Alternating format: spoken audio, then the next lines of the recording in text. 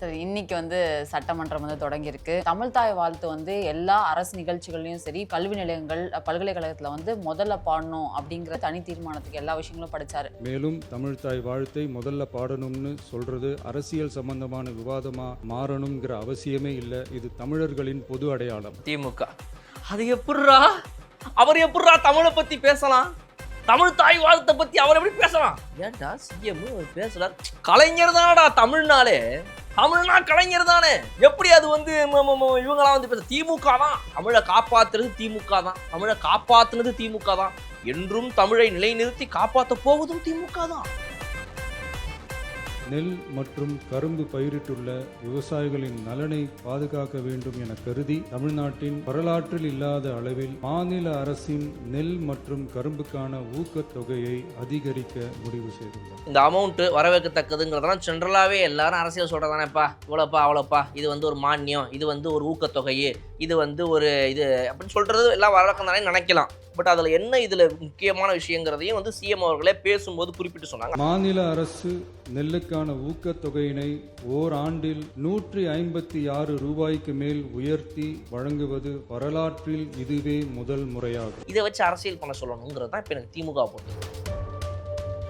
கனிமொழி அவர்கள் பேசியிருக்காங்க சார். அந்த அனைத்து கட்சிகளோட எம்பிகள்லாம் இன்வைட் பண்ணி ஒரு கூட்டம் நடத்தினாங்களே முதலமைச்சர் விஜய் அவர்கள் டீலிமிட்டேஷன் பில் பற்றி நம்ம பேசியிருந்தோம். அதை அந்த இதுக்கு நாங்கள் ஆல்ரெடி முதலமைச்சராக இருக்கும்போது முக ஸ்டாலின் இருக்கும்போது அனைத்து கட்சி கூட்டம்லாம் கூட்டி முடிவு எடுத்துட்டோம். இதுக்கு மேலே இன்னொன்று எதுக்கு தேவை அப்படின்னு சொல்கிறாங்க. பத்தி எரிஞ்சுக்கிட்டு இருக்க காவேரி விஷயமும் ஃபார்மர்ஸ் ப்ரொடெஸ்ட்டையும் மடைமாற்றம் செய்கிறதுக்கான விஷயமாக தான் இதை நாங்கள் பார்க்குறோம். முக்கியமாக அனைத்து கட்சி கூட்டம் கூட்டினாலும் சரி கூப்பிட்றாங்க அப்படின்னா கட்சி தலைமைக்கு லெட்டர் எழுதாம சீஃப் செக்ரட்டரி ஏன் இண்டிவிஜுவல் எம்பிஸ்க்கு எழுதுறாரு? அதே ஒரு தவறான விஷயமா இருக்கு. அவர் கட்சிக்காக, அதாவது தாவேகா கட்சிக்காக வேலை பார்க்கறாரு, இல்லை தமிழக அரசுக்காக வேலை பார்க்கறாருன்றது தெரியல இந்த விஷயத்துல அப்படின்றத சொல்லி. தமிழக அரசுக்காக தான் வேலை பார்க்குறாரு. தாவேகா தான் வந்த உடனே மாநகராட்சியெல்லாம் விட்டு செவுத்துல அடிக்கிற பேனரு, போஸ்டரு, அப்புறம் இந்த போஸ்டர்லாம் கிழிங்க அப்படின்னு சொல்லிட்டு பெருசா வேலை பார்த்தாங்க. இன்னுமே தாவேகா கட்சிகளை சேர்ந்தவங்களே போஸ்டர்களை ஒட்டிக்கிட்டு தான் இருக்கிறாங்க. நம்ம ஆபீஸ் வாசல் இப்போ காரணி பாட்டு உள்ள பார்க்குறேன். நம்ம ஆபீஸ் வாசல் ஒட்டிச்சு பாத்தீங்களா? நம்ம ஆபீஸ் வாசல்ல இந்த தொகுதி எம்எல்ஏ ஓடுறத வச்சு அவருக்கு பொன்னாடை பத்தி பக்கத்துல நிக்கிற மாதிரி கையை கொடுத்து அதை எடுத்து நம்ம ஆபீஸ் வாசல் ஒட்டி வச்சிருக்காங்க. இது என்ன பண்றது தெரியல. ஓனர் அவர் பார்த்து சொல்லி ஏதாவது எடுத்துப்பாங்களான்னு தெரியல. நமக்கு அது பரவாயில்ல, நம்ம ஆபீஸ்ல சரி ரைட்டு தாவேக்கான ஒரு நல்ல கட்சி தான்ப்பான்னு நம்பி இருக்கிறதுனால இதை நான் பார்த்த உடனே நீங்க நினைச்சிட்டு போயிட்டேன். நம்ம ஓனர்லாம் திமுக காரரு. அப்படியா?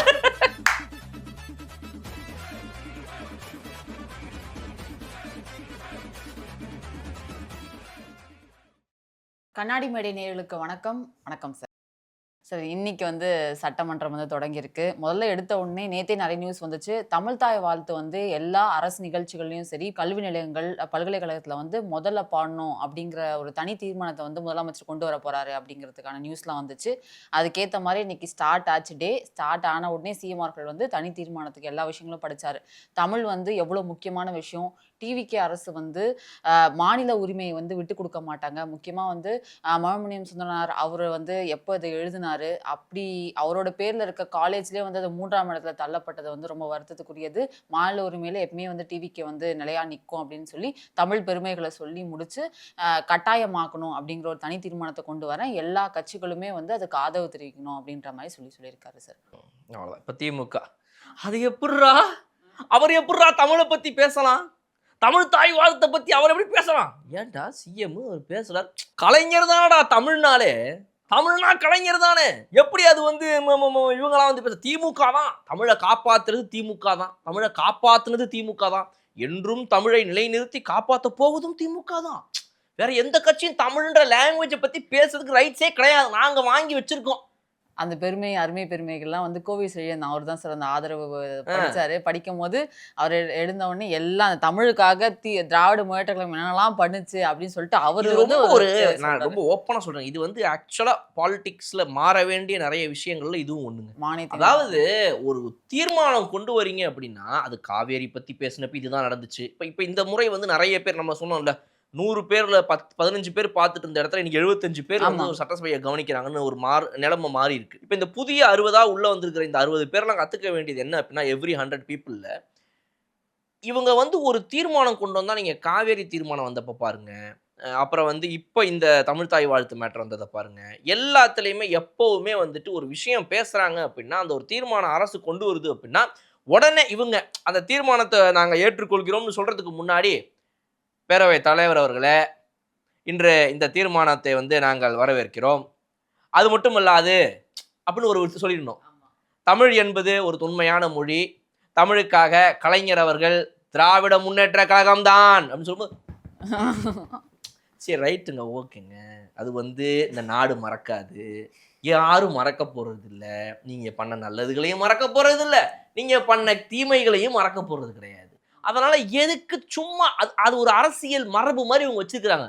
மாப்பிள்ள இங்கே ஒரு ஆப்போசிட்ல ஏடிஎம்கே இருந்தாலும் சரி, இன்னைக்கு டிவிக்கே இருந்தாலும் சரி, நாளைக்கும் டிவிக்கே இருந்தாலும் சரி, நம்ம என்னைக்குமே அதை ஒத்துக்கிறோம்னு சொல்றதுக்கு முன்னாடி ஒரு 15 நிமிஷத்துக்கு நம்ம இதுக்கு முன்னாடி இது சம்பந்தமா என்னெல்லாம் பண்ணி கொண்டு சொல்லிடணும்டா, சட்டசபையில் அது இடம் பெறணும் அப்படின்னு. சரிங்க, அப்படி ஒருவேளை நீங்க அன்னைக்கு அதை பண்ணியிருந்தீங்கன்னா 1991 இது நடந்துச்சு, 98 இது நடந்துச்சு அப்படின்னா, அன்னைக்கு நீங்க என்ன பண்ணீங்கன்றது அன்னைக்கு சட்டசபை குறிப்பில் இருக்குதுல்ல. அன்று சட்டசபையில் குறிப்பில் இருப்பதை நான் இன்று 2026 தெரிவித்துக் கொள்கிறேன்.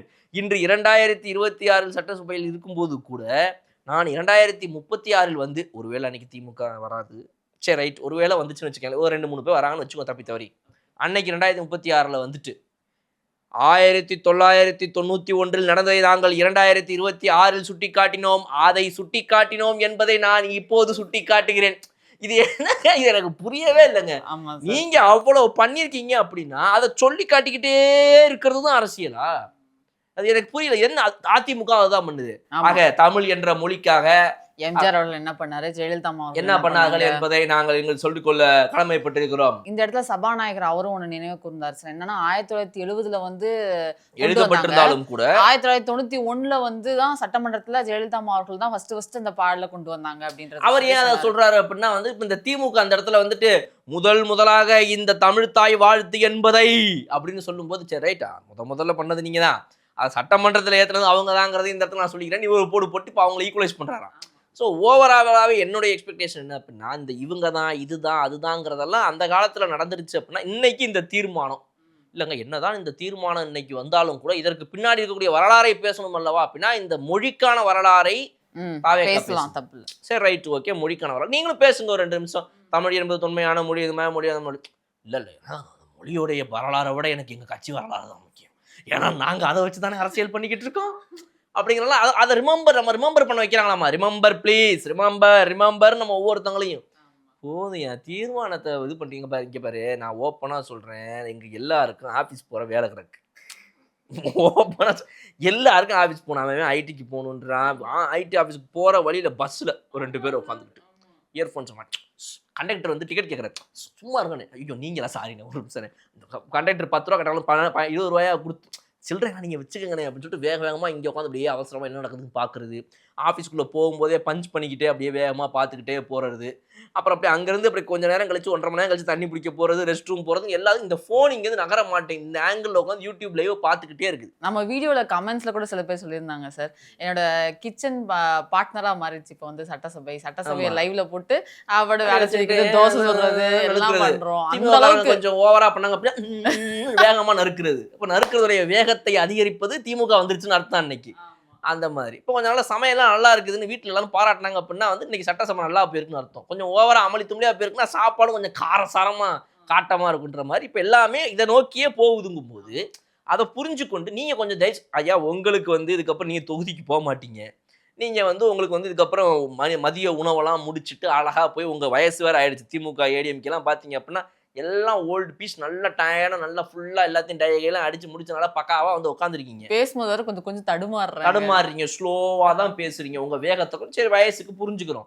இதெல்லாம் மீறி நீங்கள் இதுக்கப்புறம் போயிட்டு வேக வேகமாக களத்தில் இறங்கி வேட்டியை மடிச்சு கட்டிட்டு இறங்க போறீங்கன்னா அதுவும் இறங்க போகிறது இல்லை. எல்லா வேலையும் ஆடு நடந்து இதுக்கப்புறம் பண்ணுறதுக்கு என்னங்க இருக்குது? தமிழ்நாடு ஆல்ரெடி சிங்கப்பூர் ஆயிடுச்சு, மலேசியா ஆயிடுச்சு, அமெரிக்கா ஆயிடுச்சுன்னு கதையை விட்டுக்கிட்டு இதுக்கப்புறம் பண்ணுறதுக்கு ஒன்றுமே இல்லை. தமிழ்நாட்டில் எல்லாமே பெஸ்ட்டாக ஆயிடுச்சு அப்படின்னு ஒரு கதையை விட்டு நீங்கள் வீட்டில் உட்காந்துட்டு இருப்பீங்க. எங்களுக்கு வேலைக்கு போகணும், நீங்கள்லாம் சம்பாதிச்சு நல்லா சேர்த்து வச்சுட்டீங்க, கொள்ளையடிச்சு சேர்த்து வச்சுட்டீங்க, நாங்கள் இப்போ தான் சம்பாதிக்கிறதுக்கு ஓடிக்கிட்டு இருக்கோம். இதெல்லாம் புரிஞ்சு தயவுசெய்து கொஞ்சம் கம்மியாக பேசுங்க. ரைட்டா? இது ஒண்ணுதான் என்னுடைய கோரிக்கை. கோவி செழியன் அவர்கள் தான் இதை பத்தி பேசினார். அவர் கடைசியில ஒரு இக்கு வச்சு தான் முடிச்சாரு. இதுக்காக ஒரு சட்டம் இயற்றணும் அப்படிங்கறதையும் நாங்க இந்த இடத்துல சொல்லி முடிச்சிடுறோம் அப்படின்ற மாதிரி சொல்லி சொன்னாங்க. இந்த தீர்மானங்கிறது பத்தாது, இதுக்குன்னு வந்து ஒரு ஆக்ட் வரணும். எந்த இடத்தில் எப்படி வந்து இதை நாம் பயன்படுத்த வேண்டும் அப்படின்றத சொல்கிறேன். சரி, ரைட், ஓகே, அதெல்லாம் வந்து வரவேற்கலாங்க. பட் இந்த மாதிரி ஆக்கப்பூர்வமாக பேசுங்க. 91 நாங்கள் இதை செய்தோம் என்பதால் தான் இன்று இங்கே நீங்கள்லாம் உட்காந்துட்டு இருக்கிறது காரணம் நாங்கள் தான். இந்த சட்டசபை இப்படி இருக்கிறது காரணம் இந்த பில்டிங்கில் இருக்கிற இந்த கொத்தனார் நாங்கள் வச்சது வந்து இந்த கேமராமேன் இங்கே நிற்கிற வரைக்கும் இதுக்கு நாங்கள் தான். இதையே பேசிக்கிட்டு இருந்தீங்கன்னா எப்போங்க அடுத்த கட்டத்துக்கு போவீங்க நீங்கள்? அவங்களாம் இருப்பாங்க, நீங்கள் இருப்பீங்களா 10 வருஷம் கழிச்சு? அதை சொல்லுங்கள். இவங்கலாம் இருக்கிறது காரணமே நாங்கள் தான் சொல்கிறேன். நீங்கள் 10 வருஷம் கழிச்சு உங்கள் திமுகன்ற கட்சி இருக்குமா சட்டசபைக்குள்ள? அதை யோசிங்க. அதுக்கு என்ன பண்ணுறதுன்னு பாருங்க. இன்னும் இந்த பழைய பெருமையை பேசிக்கிட்டு அன்று கலைஞர் என்பவர், இது வந்து இந்த தமிழ் தாய் வாழ்த்தல் ஒரு மேட்டர். பட் நிஜமாவே வந்து ஆல் தீஸ் ஜோக்ஸ் அப்பார்ட், டிவிக்கே வந்து இன்னைக்கு இவங்க என்னதான் கதறினாலுமே கூட இந்த இடத்துல டிவிக்கே ஒரு சூப்பரான நடவடிக்கை எடுத்திருக்கு. ஏன்னா வந்து இவங்க எப்பப்பெல்லாம் இந்த பாஜக சாயத்தை பூசலான்னு அட்டெம்ப்ட் அடிக்கும் போதெல்லாம் இந்த எல்லா அட்டெம்ப்டும் ஃபெயில்டு அட்டெம்ப்டாக இவங்களுக்கு போதும். அதில் இதுவும் ஒரு ஃபெயில்டு அட்டெம்ப்ட். இன்னைக்கு இதுக்கு ஏதாவது ஒன்றாவது இவங்க வெளியே வந்து பேச சொல்லுங்களேன். இப்போ இங்கே பேசுவாங்க அப்படி ஆதரிக்கிறோம் ஏன்னா வந்து தமிழ் மொழி இந்த மாதிரிலாம் வந்துருக்கு, நம்ம இதை வச்சு தான் அரசியலே பண்ணுறோம், இங்கெல்லாம் எதிர்ப்புங்கிறதே கிடையாது, அக்செப்ட் பண்ணிட்டு போயிட்டே இருப்போம், வெளியே போய் அரசியல் பண்ண விடுவோம். நீங்கள் இதில் வெளியே வந்து அரசியல் தான் பண்ணுங்களேன். என்ன அரசியல் பண்ணுறீங்கன்றதை பார்க்கறதுக்கு நாங்கள் வெயிட் பண்ணுறோம். ஏன்னா இந்த மாதிரி ஒரு இடத்துல தமிழ்நாட்டை பொறுத்த வரைக்கும் வந்துட்டு இவங்க என்ன சொல்கிறாங்க, நாங்கள் வந்து ஒரு இது பாஸ் பண்ணிட்டோம் ஆக்ட், ஒரு சின்ன ஒரு ஜியோ வந்துருச்சுன்னாங்க. அந்த ஜியோவை நம்ம படித்து பார்த்து புரட்டி பார்த்தோம். இதில் எங்கே தான் ஸ்டேட் இதை வந்துட்டு கரெக்டாக யூஸ் பண்ணுறதுன்றதுக்கான இதுவே கிடையாது, தெளிவான ஒரு விஷயம் இல்லை கிடையாது. ஆனால் அது வந்த புதுசு பார்த்தீங்கன்னா எல்லாரும் பேசுனது என்ன அப்படின்னா, அது வந்துருச்சு அவ்வளோதான் சூப்பர் அப்படின்னு சொல்லிட்டு இருந்தாங்க, ஆளுங்கட்சி உட்பட எல்லாருமே. ஆனால் அது வந்து கொஞ்ச நாள் கழிச்சு அந்த மனோன்மணி இஷ்யூ வரும்போது தான் வந்துட்டு ஓகே மனோன்மணியம் காலேஜ்ல இந்த நிலைமை அப்படின்னா அப்போ என்னடா ஆகுது, இந்த ஜியோவை போய் அப்போ தான் படிக்கணும் எல்லாரும் ஃபுல்லாக. அந்த அப்போ படிக்கும்போது ஒரு 3-4 பக்கத்துக்கு போகிற எங்கே போனாலுமே ஃபஸ்ட்டு நீங்கள் ஸ்டேட் சாங்கை பாடிக்கலாம் அப்படின்ற மாதிரிலாம் இல்லை. உங்கள் நேஷ்னல் சாங்கை நீங்கள் எங்கே பாடணும், எப்பப்பெல்லாம் பாடியே ஆகணும், எப்பப்பெல்லாம் பாடலாம், பாடாமையும் போகலாம். பாடுனா அது வந்துட்டு மியூசிக்காக வாசித்தாலும் சரி, படித்தாலும் சரி, அதுக்கு இதுதான் ப்ராப்பரான ப்ரொனன்சியேஷன் அப்படிங்கிறது முதற்கொண்டு அதை பற்றிலாம் தான் இருக்குதே தவிர ஸ்டேட் லாங்குவேஜுடைய ஸ்டேட் சாங்கை வந்து நீங்கள் இங்கெல்லாம் எங்கெல்லாம் பாடலாம் அதுதான் ஃபஸ்ட்டுன்றது இல்லவே இல்லை. அப்போ இன்னைக்கு நம்மளுடைய தமிழ்நாடு அரசு வந்துட்டு ஒரு ஆணையை வெளியிட போகுது இப்போ இந்த தீர்மானத்தின் மூலமாக. அந்த ஆணையில் என்ன இருக்குதுன்னா இதுதான் மேட்ரு.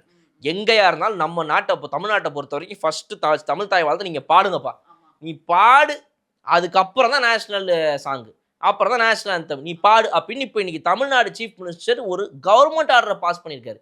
நீங்கள் என்ன இதை போன வருஷம் நீங்கள் ஆட்சி இருக்கும்போது பண்ணியிருக்க வேண்டியதானே? இது ஒரு பிரச்சனையாக வந்துச்சுல. இது வந்து இந்த மாதிரி இவங்க தான் இதை ஃபஸ்ட்டு பாடுறாங்க, அவங்க தான் அதை ஃபஸ்ட்டு பாடுறாங்க, அதாவது இது பாடும்போது அது அவர் எந்திரிச்சு போகிறாரு ஊன்னாங்கல்ல. அப்போ தைரியமாக அன்னைக்கு ஒரு கவர்மெண்ட் ஆர்டரை பாஸ் பண்ணியிருக்க வேண்டியதானே முக ஸ்டாலின் அவர்கள்? இதுக்கு முன்னாடியே பண்ணியிருந்துருக்கலாமே. எந்த இடமா இருந்தாலும் முதலில் தமிழ் தாய் வாழ்த்து தான். இந்த வெளிநடப்பு, இவரை போடுறது, கெத்து காட்டுறது, சிரிப்பு காட்டுறது, இதே பண்ணிருந்தீங்களே. சட்டப்பூர்வமாக இதில் என்ன ஒரு கவர்மெண்ட்டாக வந்து என்ன ஒரு ஆக்ட் எடுத்தீங்க? நாளைக்கு சட்ட ரீதியாக நீங்கள் போகணுன்னாலும் கூட இது வந்து ஒரு கவர்மெண்ட் ஆர்டராக இருக்குது, இதை வச்சு நீங்கள் பேசலாம். நாளைக்கு இது இல்லாமல் என்ன பேசியிருந்துருக்க முடியும்? ஸோ அந்த ஒரு இதை வந்து இன்றைக்கி அவங்க கிரியேட் பண்ணியிருக்காங்க. ஒரு ஜியோ பாஸ் பண்ணப்படுது இப்போ இது மூலமாக. அதில் இதுதான் ஃபஸ்ட்டு பாடப்படணும்னு சொல்லும்போது இட்ஸ் அ ஸ்டாண்டிங் ப்ரொசீஜர். இப்போ இதை யாரும் ஃபாலோ பண்ணாமல் போகும்போது அப்போ நீங்கள் வந்துட்டு கவர்மெண்ட்டுடைய ஒரு இது இருக்குதுங்க, அதனால் நாங்கள் இப்படி ஃபாலோ பண்ணுறோங்கன்னு சொல்லிட்டு நீங்கள் ப்ராப்பராக பேச முடியும். இது அவங்க பண்ணியிருந்துருக்கணும், பண்ணலை. ஆனால் இன்றைக்கி இந்த மனோன்மணியம் காலேஜோட இந்த இஷ்யூ வந்ததை ஒட்டி இப்படி யோசிச்சு இப்படி ஒரு விஷயத்தை நம்ம பண்ணிடலாம், நம்ம தைரியமாக ஸ்டெப் எடுப்போம்னு சொல்கிறாங்க. இப்போ நீங்கள் என்ன சாயம் பூசுவீங்க? இப்போ இதை பார்த்து கொண்டு அமைதியாக இருக்கிறது இந்த தமிழக அரசுன்னு இந்த ஒரு 2 வாரமாக கூவுனானுங்களே, கச்சன்னு இன்னைக்கு வேறு காணும். ஞாயிற்றுக்கிழமை லீவ் விட்டு வந்தனால நீங்கள் ஒளிஞ்சிக்கிச்சா வாரமாக தட்டினா தான் வரும்னு நினைக்கிறேன். வெளியே எல்லாம் ஒளிஞ்சிக்கிச்சுங்க இன்னைக்கு போயிட்டு. அந்த மாதிரி ஒரு சம்பவம். It's very appreciable. ஆமாம் சார். பாமகவில் வந்து என்ன சொல்லியிருந்தாங்க அப்படின்னா, பல்கலைக்கழகம் எல்லாமே வந்து ஆளுநர் அவங்களுக்கு கீழே வருது, அதை வந்து மாநிலத்துக்கு கீழே கொண்டு வரணும், அந்த வேந்தர்கள்லாம் வந்து மாநில அரசால் நியமிக்கப்படணும், அது ரொம்ப முக்கியமான விஷயம் அப்படின்னு சொல்லியிருந்தாரு. இன்னொரு வன்னி அரசு அவர்கள் பேசும்போது சொன்னார், இது வந்து எல்லாருமே தமிழ் அப்படின்னும் போது எல்லா கட்சிகளும் ஒன்னாந்தான் சேர்ந்து வரீங்க, கண்டிப்பாக இதுக்கான ஆதரவு இருக்கணும். முதலமைச்சர் அவர்கள் பேசும்போது ஒரு பாயிண்ட் சொல்லும் போது இந்த சைட்லேருந்து மட்டும்தான் தட்டுறது ஒலியெல்லாம் வருது, இந்த தீர்மானத்தை ஏற்கிறீங்க, தமிழை பத்தி பேசுறீங்க அப்படின்னா அந்த பக்கம் எந்த ஒரு கைத்தட்டலோ எதுவுமே இல்லையா? அப்போ வந்து தீர்மானம் ஆதரவு தெரிவிக்கிறதுனாலும் இந்த மாதிரி ஒரு விஷயங்கள் வந்து இல்லை அப்படிங்கிறது அவர் சொல்றாரு. ஜென்ரலா எப்பவுமே வந்து சிஎம் எந்திரிச்சாருன்னா அந்த கட்சியில் இருக்கிறவங்க அந்த ஆதரவுல இருக்கிறவங்க எல்லாருமே வந்து மேஜையை தட்டுவாங்க. இந்த பக்கம் பார்த்தீங்க அப்படின்னா இவங்க நல்ல விஷயங்கள் பேசினா இவங்களை பாராட்டுற மாதிரி திமுக கலைஞர்லாம் பேசினா இவங்க உடனே வந்து மேஜையை தட்டுவாங்க.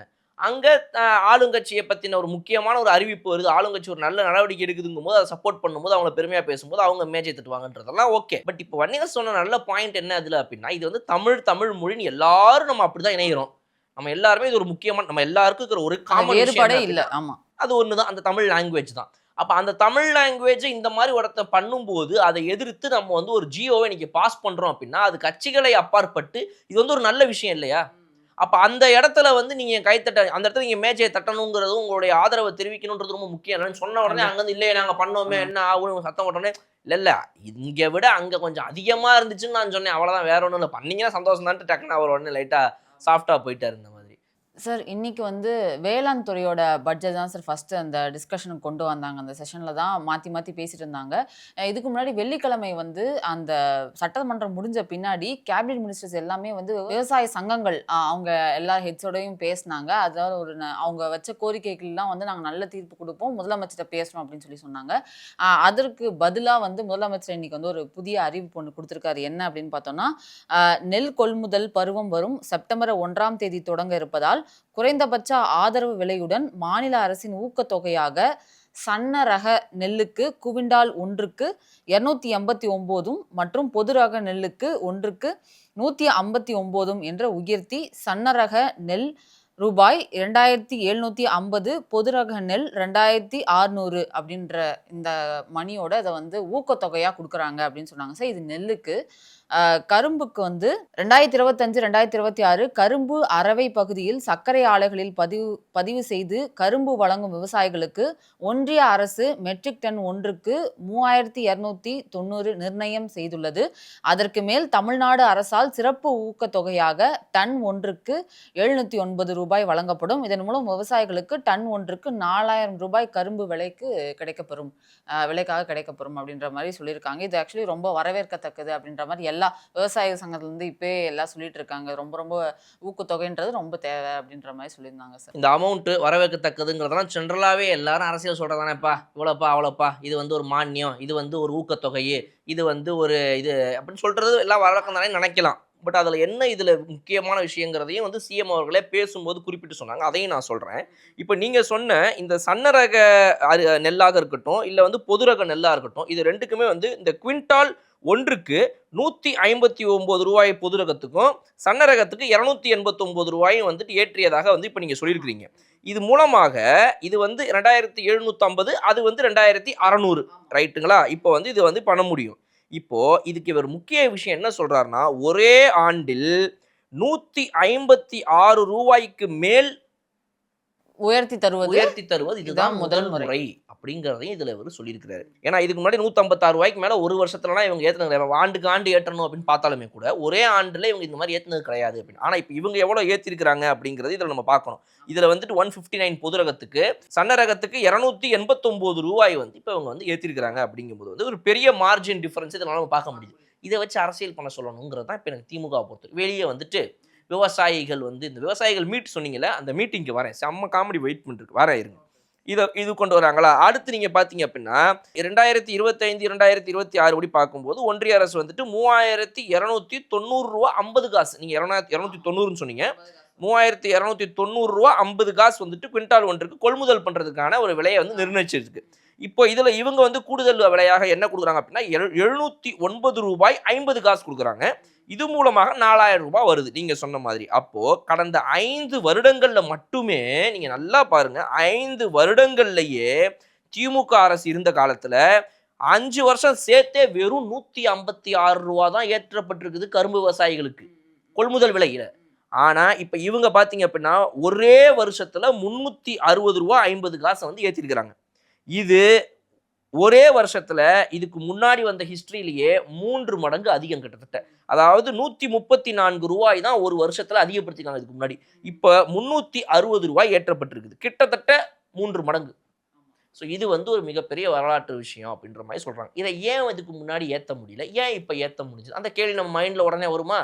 அதுக்கு பதில் இப்போ ஆல்ரெடி எல்லாருக்கும் தெரிஞ்சிருக்குமா? ஏன் ஏற்ற முடியாது?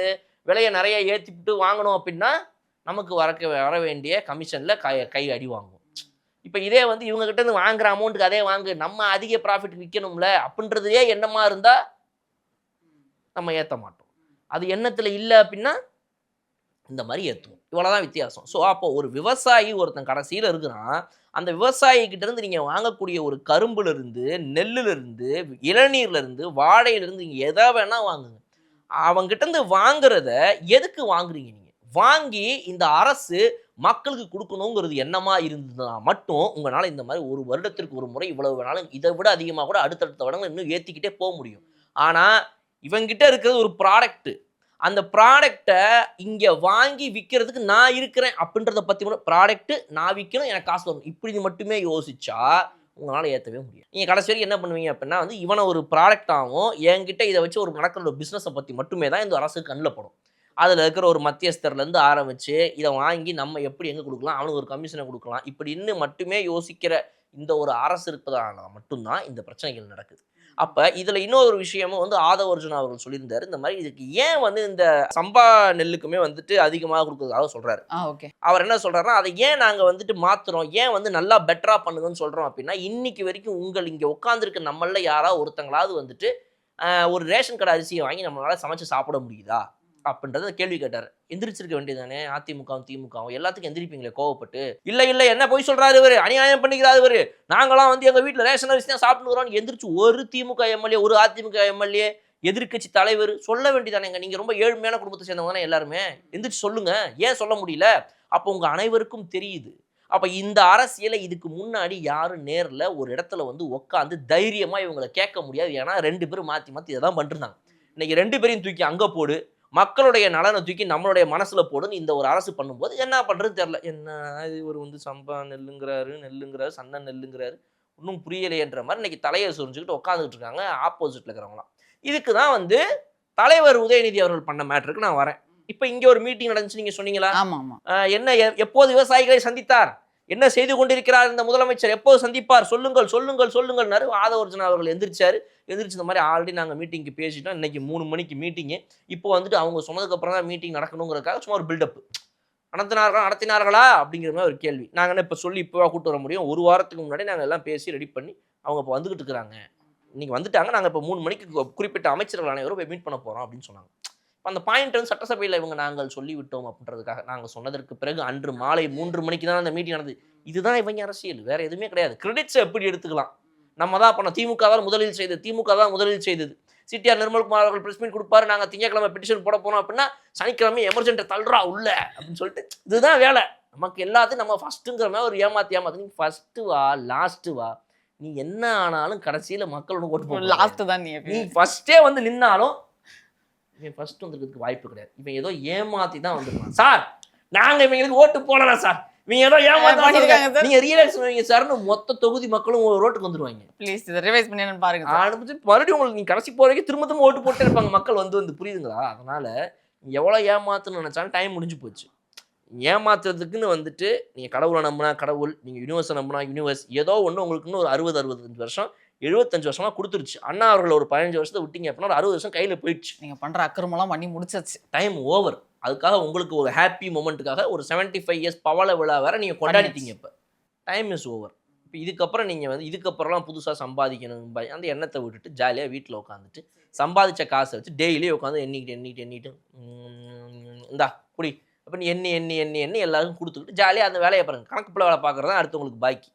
இப்போ இந்த மாதிரி ஒரு ப்ரெஸ் மீட் இவங்க சொன்னதுன்னா நம்ம சொன்னோம். இப்போ தலைவர் நடத்தின மீட்டிங், இவங்க இப்படி ஒரு மீட்டிங் நடத்தினாங்களா, இந்த மீட்டிங் நடத்தின உடனே வந்து ப்ரெஸ் மீட் கொடுத்தாங்களா, ஐயாக்கண்ணு அவர்கள்லேருந்து ஆரம்பித்து எல்லாரும் ப்ரெஸ் மீட் கொடுத்ததை பார்த்தோமா, நாங்கள் வந்து எல்லாத்தையும் சொல்லிட்டோம், நாங்கள் சொன்னதெல்லாம் கேட்டிருக்கிறாங்க, செஞ்சு தரேன்னு சொல்லியிருக்கிறாங்க, நாங்கள் இவங்க மேலே நம்பிக்கை வச்சிருக்கிறோம், எல்லாமே சொன்னாங்க. யாருமே பண்ணல, இவ்வளோ மாதிரி இங்கே உட்காந்து பேசினதில்ல, இதான் ஃபர்ஸ்ட் டைம் இந்த மாதிரி கூப்பிட்டு பேசுகிறாங்க, சந்தோஷம் அப்படின்னு சொன்னாங்களா? இதுக்கு முன்னாடி வந்தவங்களாம் சொன்னாங்களே தவிர எதையும் செய்யலை, இவங்க செய்கிறேன்னு சொல்லி நாங்கள் நம்புகிறோம்னு சொன்னாங்களா?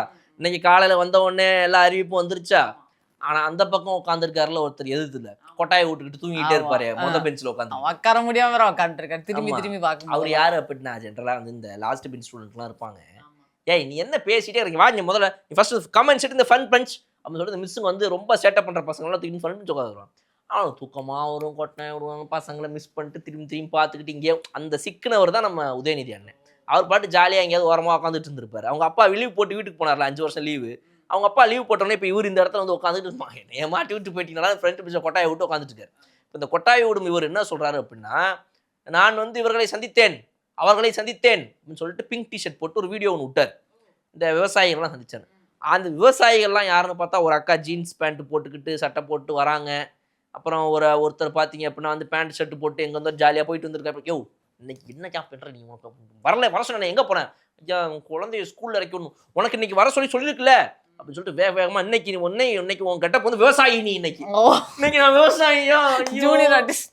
எனக்கு வந்து ரொம்ப நாளா விவசாயி கிட்ட போடணும்னு ஆசையா, ஆனா இப்ப நான் அவசரம் நீங்க உடனே வரணும்ன்றீங்க, பேண்ட் சட்டை போட்டுக்கிறேன், எப்படி விவசாயி கிட்டப்பு தோல்ல ஒரு 10 துண்டு போட்டா போதும். இந்த பச்சை தொண்டை கொண்டா நீ இன்னைக்கு விவசாயி அப்படின்னு சொல்லிட்டு ஒரு 20-25 பேரை கூட்டியாந்து கொண்டு வந்து நிறுத்திட்டார்.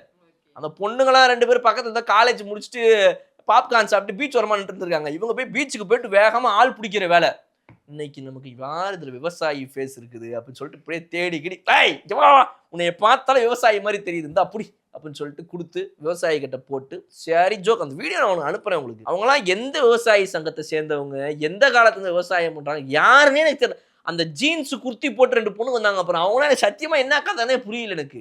இப்போதான் நான் ஃபர்ஸ்ட் டைம் இந்த மாதிரி ஒரு விவசாயிகள் சந்திப்பை நான் பார்க்குறேன். நம்ம பிங்க் டிஷர்ட் கொட்டாய் வேணும் போட்டதை இப்போ வந்துடுறாரு. எல்லாரையும் சந்திச்சேன், பார்த்துக்கிறேன், வெரி குட், ஓகே சூப்பர் அப்படின்னு சொல்லிட்டு எல்லாருக்கும் போங்க சாப்பிட்டு போங்க, அமௌண்ட்டை கலெக்ட் பண்ணிக்கோங்க அப்படின்னு சொல்லிட்டு அனுப்பி விட்டாரு. இப்படி விவசாயி மீட்டிங் இவர் நடத்திக்கிட்டு இருக்காரு. ஐயா கண்ணு அவர்கள் இல்லாத ஒரு விவசாயிகள் சங்க மீட்டிங், ஒரு தமிழ்நாட்டுடைய மிக முக்கியமான விவசாயிகள் பிரச்சனையை பற்றி பேசுகிற ஏதாவது ஒரு குழு வந்து நின்று நீங்கள் பார்த்துருக்கீங்க? இல்லை. இவர் நடத்தினார், எங்கள் அண்ணன் நடத்தினாப்புல சூப்பரான ஒரு மீட்டிங்கு. அதனால இந்த மாதிரி இவர் ஒரு நாடகத்தை நடத்திக்கிட்டு விவசாயிகளுக்கு என்ன பதில், விவசாயிகள் என்ன பதில் சும்மா கத்திக்கிட்டு இருக்கிறாரு. அவங்க செயல்னு இறங்கி சம்பவம் பண்ணிக்கிட்டு இருக்கிறாங்க. இதுக்கப்புறம் நீங்கள் என்ன அரசியல் பண்ண போறீங்கன்னு தினம் வந்து கேட்டு போகிறேன். ஒரு பதில் சொல்லுங்கள். நிஜமாக இதுக்கப்புறம் நீங்கள் எதை வைத்து அரசியல் பண்ணுவீங்க? அடுத்த நாளைக்கு காவேரி கச்சத்தீவுன்னு ஒரு பெரிய ஒரு ஸ்கேம் ரொம்ப வருஷமா பண்ணிருக்காங்க. இதுக்கெல்லாம் ஒருவேளை யாராவது வந்து இல்லை இந்த தாவேக்காவோ ஏதாவது பண்ணிருச்சுன்னா ஒண்ணுமே இல்லை. Was I don't understand what is the scope of your politics from tomorrow, ரைட்டா? இதுதான் இவங்களுடைய பிரச்சனை. ஸோ வந்து பார்த்து தெரிஞ்சுக்கங்க. மக்களுக்கு வந்து இந்த உண்மையை நம்ம எடுத்து வைக்கணும். அவங்க என்ன புரிஞ்சுக்கணுமோ புரிஞ்சுக்கிட்டோம். சார் நம்ம சாட்டர்டே சண்டே என்ன மாதிரி நடந்துச்சு, மாற்றம் நடந்துச்சு அப்படின்ற அப்படியே லைனாக சொல்லிடுறேன் சார். சூப்பர் சொல்லுங்க சார். காஞ்சிபுரம் மாவட்டத்தில் மேல்கதிர்பூர் அப்படின்ற ஒரு கிராமத்தில் வந்து கடந்த 20 வருஷமா வந்து அங்கே பஸ் வசதி இல்லாமல் இருந்திருக்கு. Forest minister RV Ranjith Kumar அவர் வந்து அந்த பேருந்து வசதியை வந்து தொடங்கி வச்சிருக்காரு. அங்கே இருக்க மக்கள்லாம் ரொம்ப சந்தோஷமா சொன்னாங்க. எனக்கு கல்யாணம் ஆனது 1971, அப்போதே இந்த ஊருக்கு பஸ் கிடையாது. இப்போதான் இந்த பாட்டிலாம் சொல்லியிருந்தாங்க 2026 பஸ் வந்துருக்கு, ரொம்ப சந்தோஷம். பாட்டிக்கு கல்யாணம் ஆகி அவங்களுக்கு புள்ள பிறந்து அந்த பிள்ளைக்கு புள்ள பிறந்து 3 தலைமுறையா ஒரு பஸ் வசதி இல்லாம உட்காந்துட்டு இருக்காங்க. நீங்க சட்டசபையில வந்து உட்காந்துக்கிட்டு கிளியே கதை பேசிக்கிட்டு வெளியே நின்று கருப்பு சட்டை போட்டு போராட்டம் பண்ணிட்டு இருக்கீங்க. இவங்க இந்த அரசியல்லாம் பண்றதுக்கு வாயில சொல்றேன்.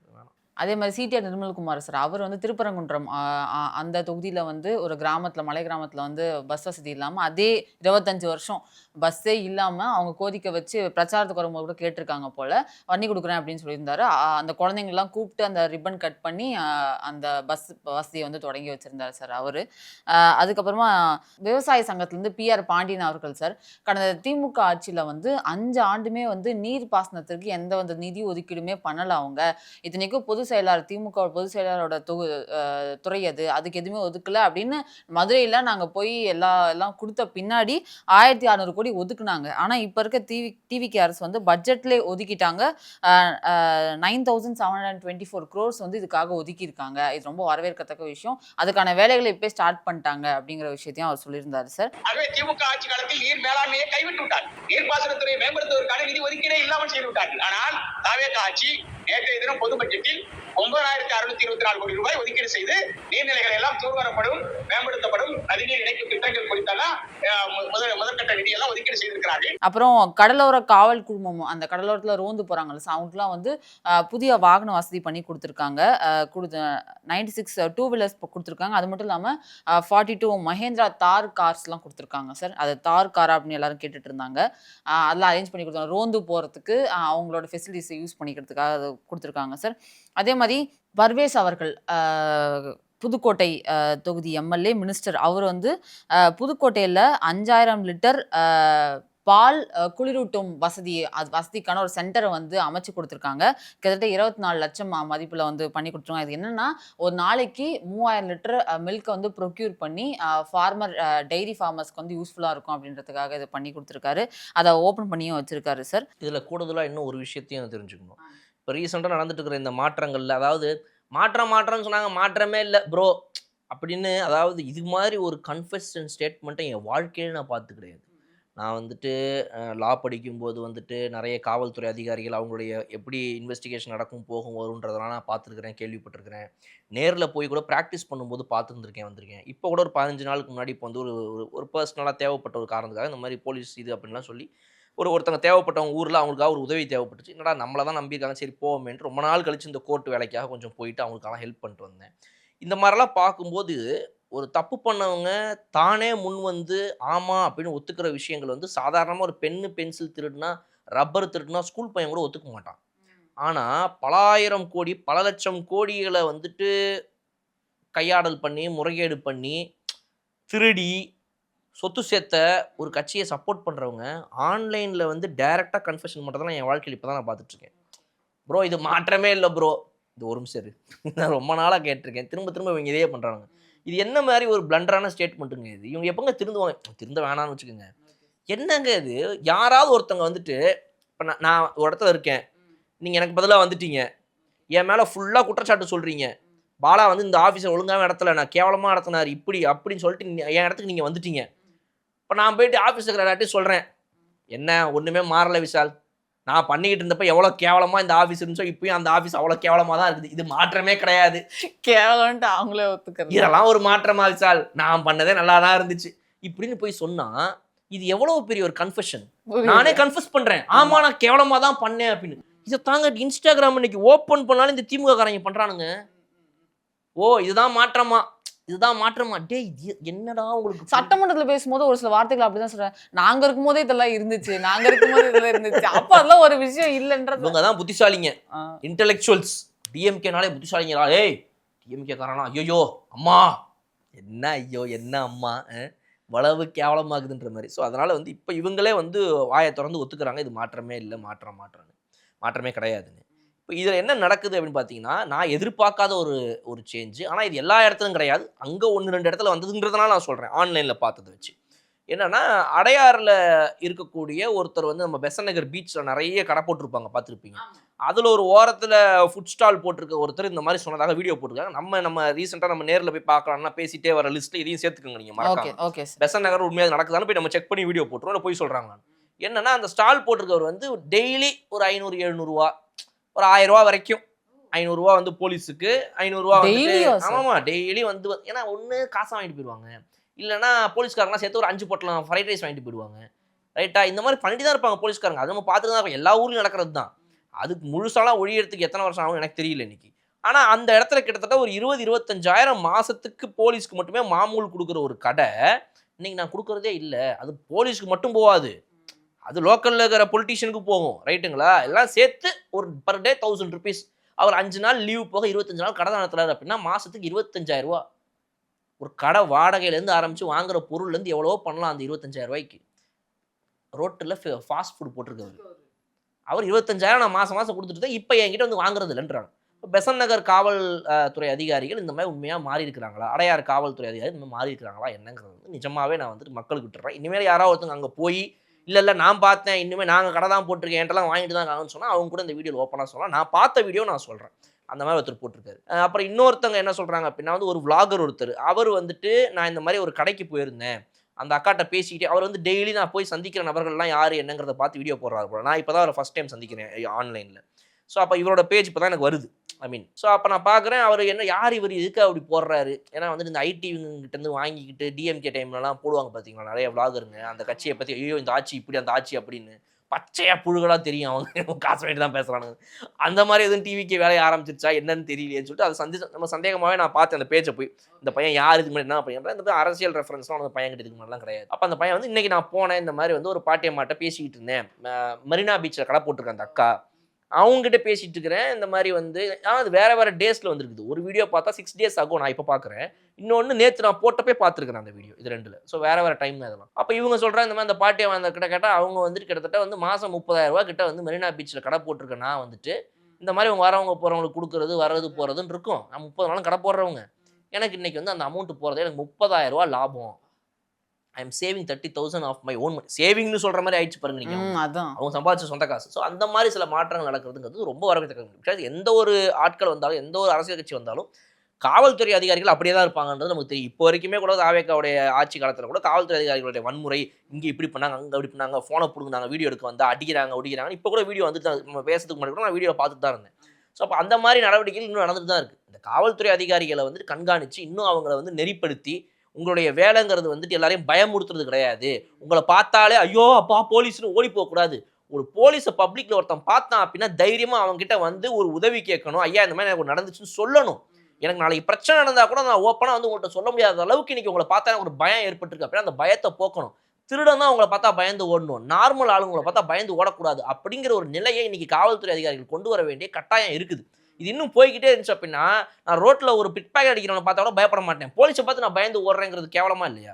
ஸோ அந்த ஒரு மனப்போக்கு மக்கள்கிட்ட வரணும் அப்படின்னா அது காவல்துறை அதிகாரிகிட்ட இருக்குது. அதுக்கு ஒரு முன்னெடுப்பா இது ஒரு ஆரம்ப புள்ளியா நான் பார்க்குறேன். 3 மாசத்துக்குள்ள ஒரு ஆட்சி காலத்துல இந்த மாதிரி ஒரு 2 டிஃப்ரெண்ட் ஏரியாஸ்ல இந்த மாதிரி போலீஸ்காரங்க வாங்குறதே நீங்க பயந்துக்கிட்டு எதுக்கு வம்பு? சென்னையில் இருக்கிறோம், இங்கே தான் தலைமை செயலகம் இருக்குது, இவங்க போய் ஏதாவது கோர்ட்டுக்கு விட்டாங்கன்னா வீடியோ எடுத்து போட்டாங்கன்னு பயப்படுறாங்களா இல்லை என்ன? எனக்கு சத்தியமாக தெரில.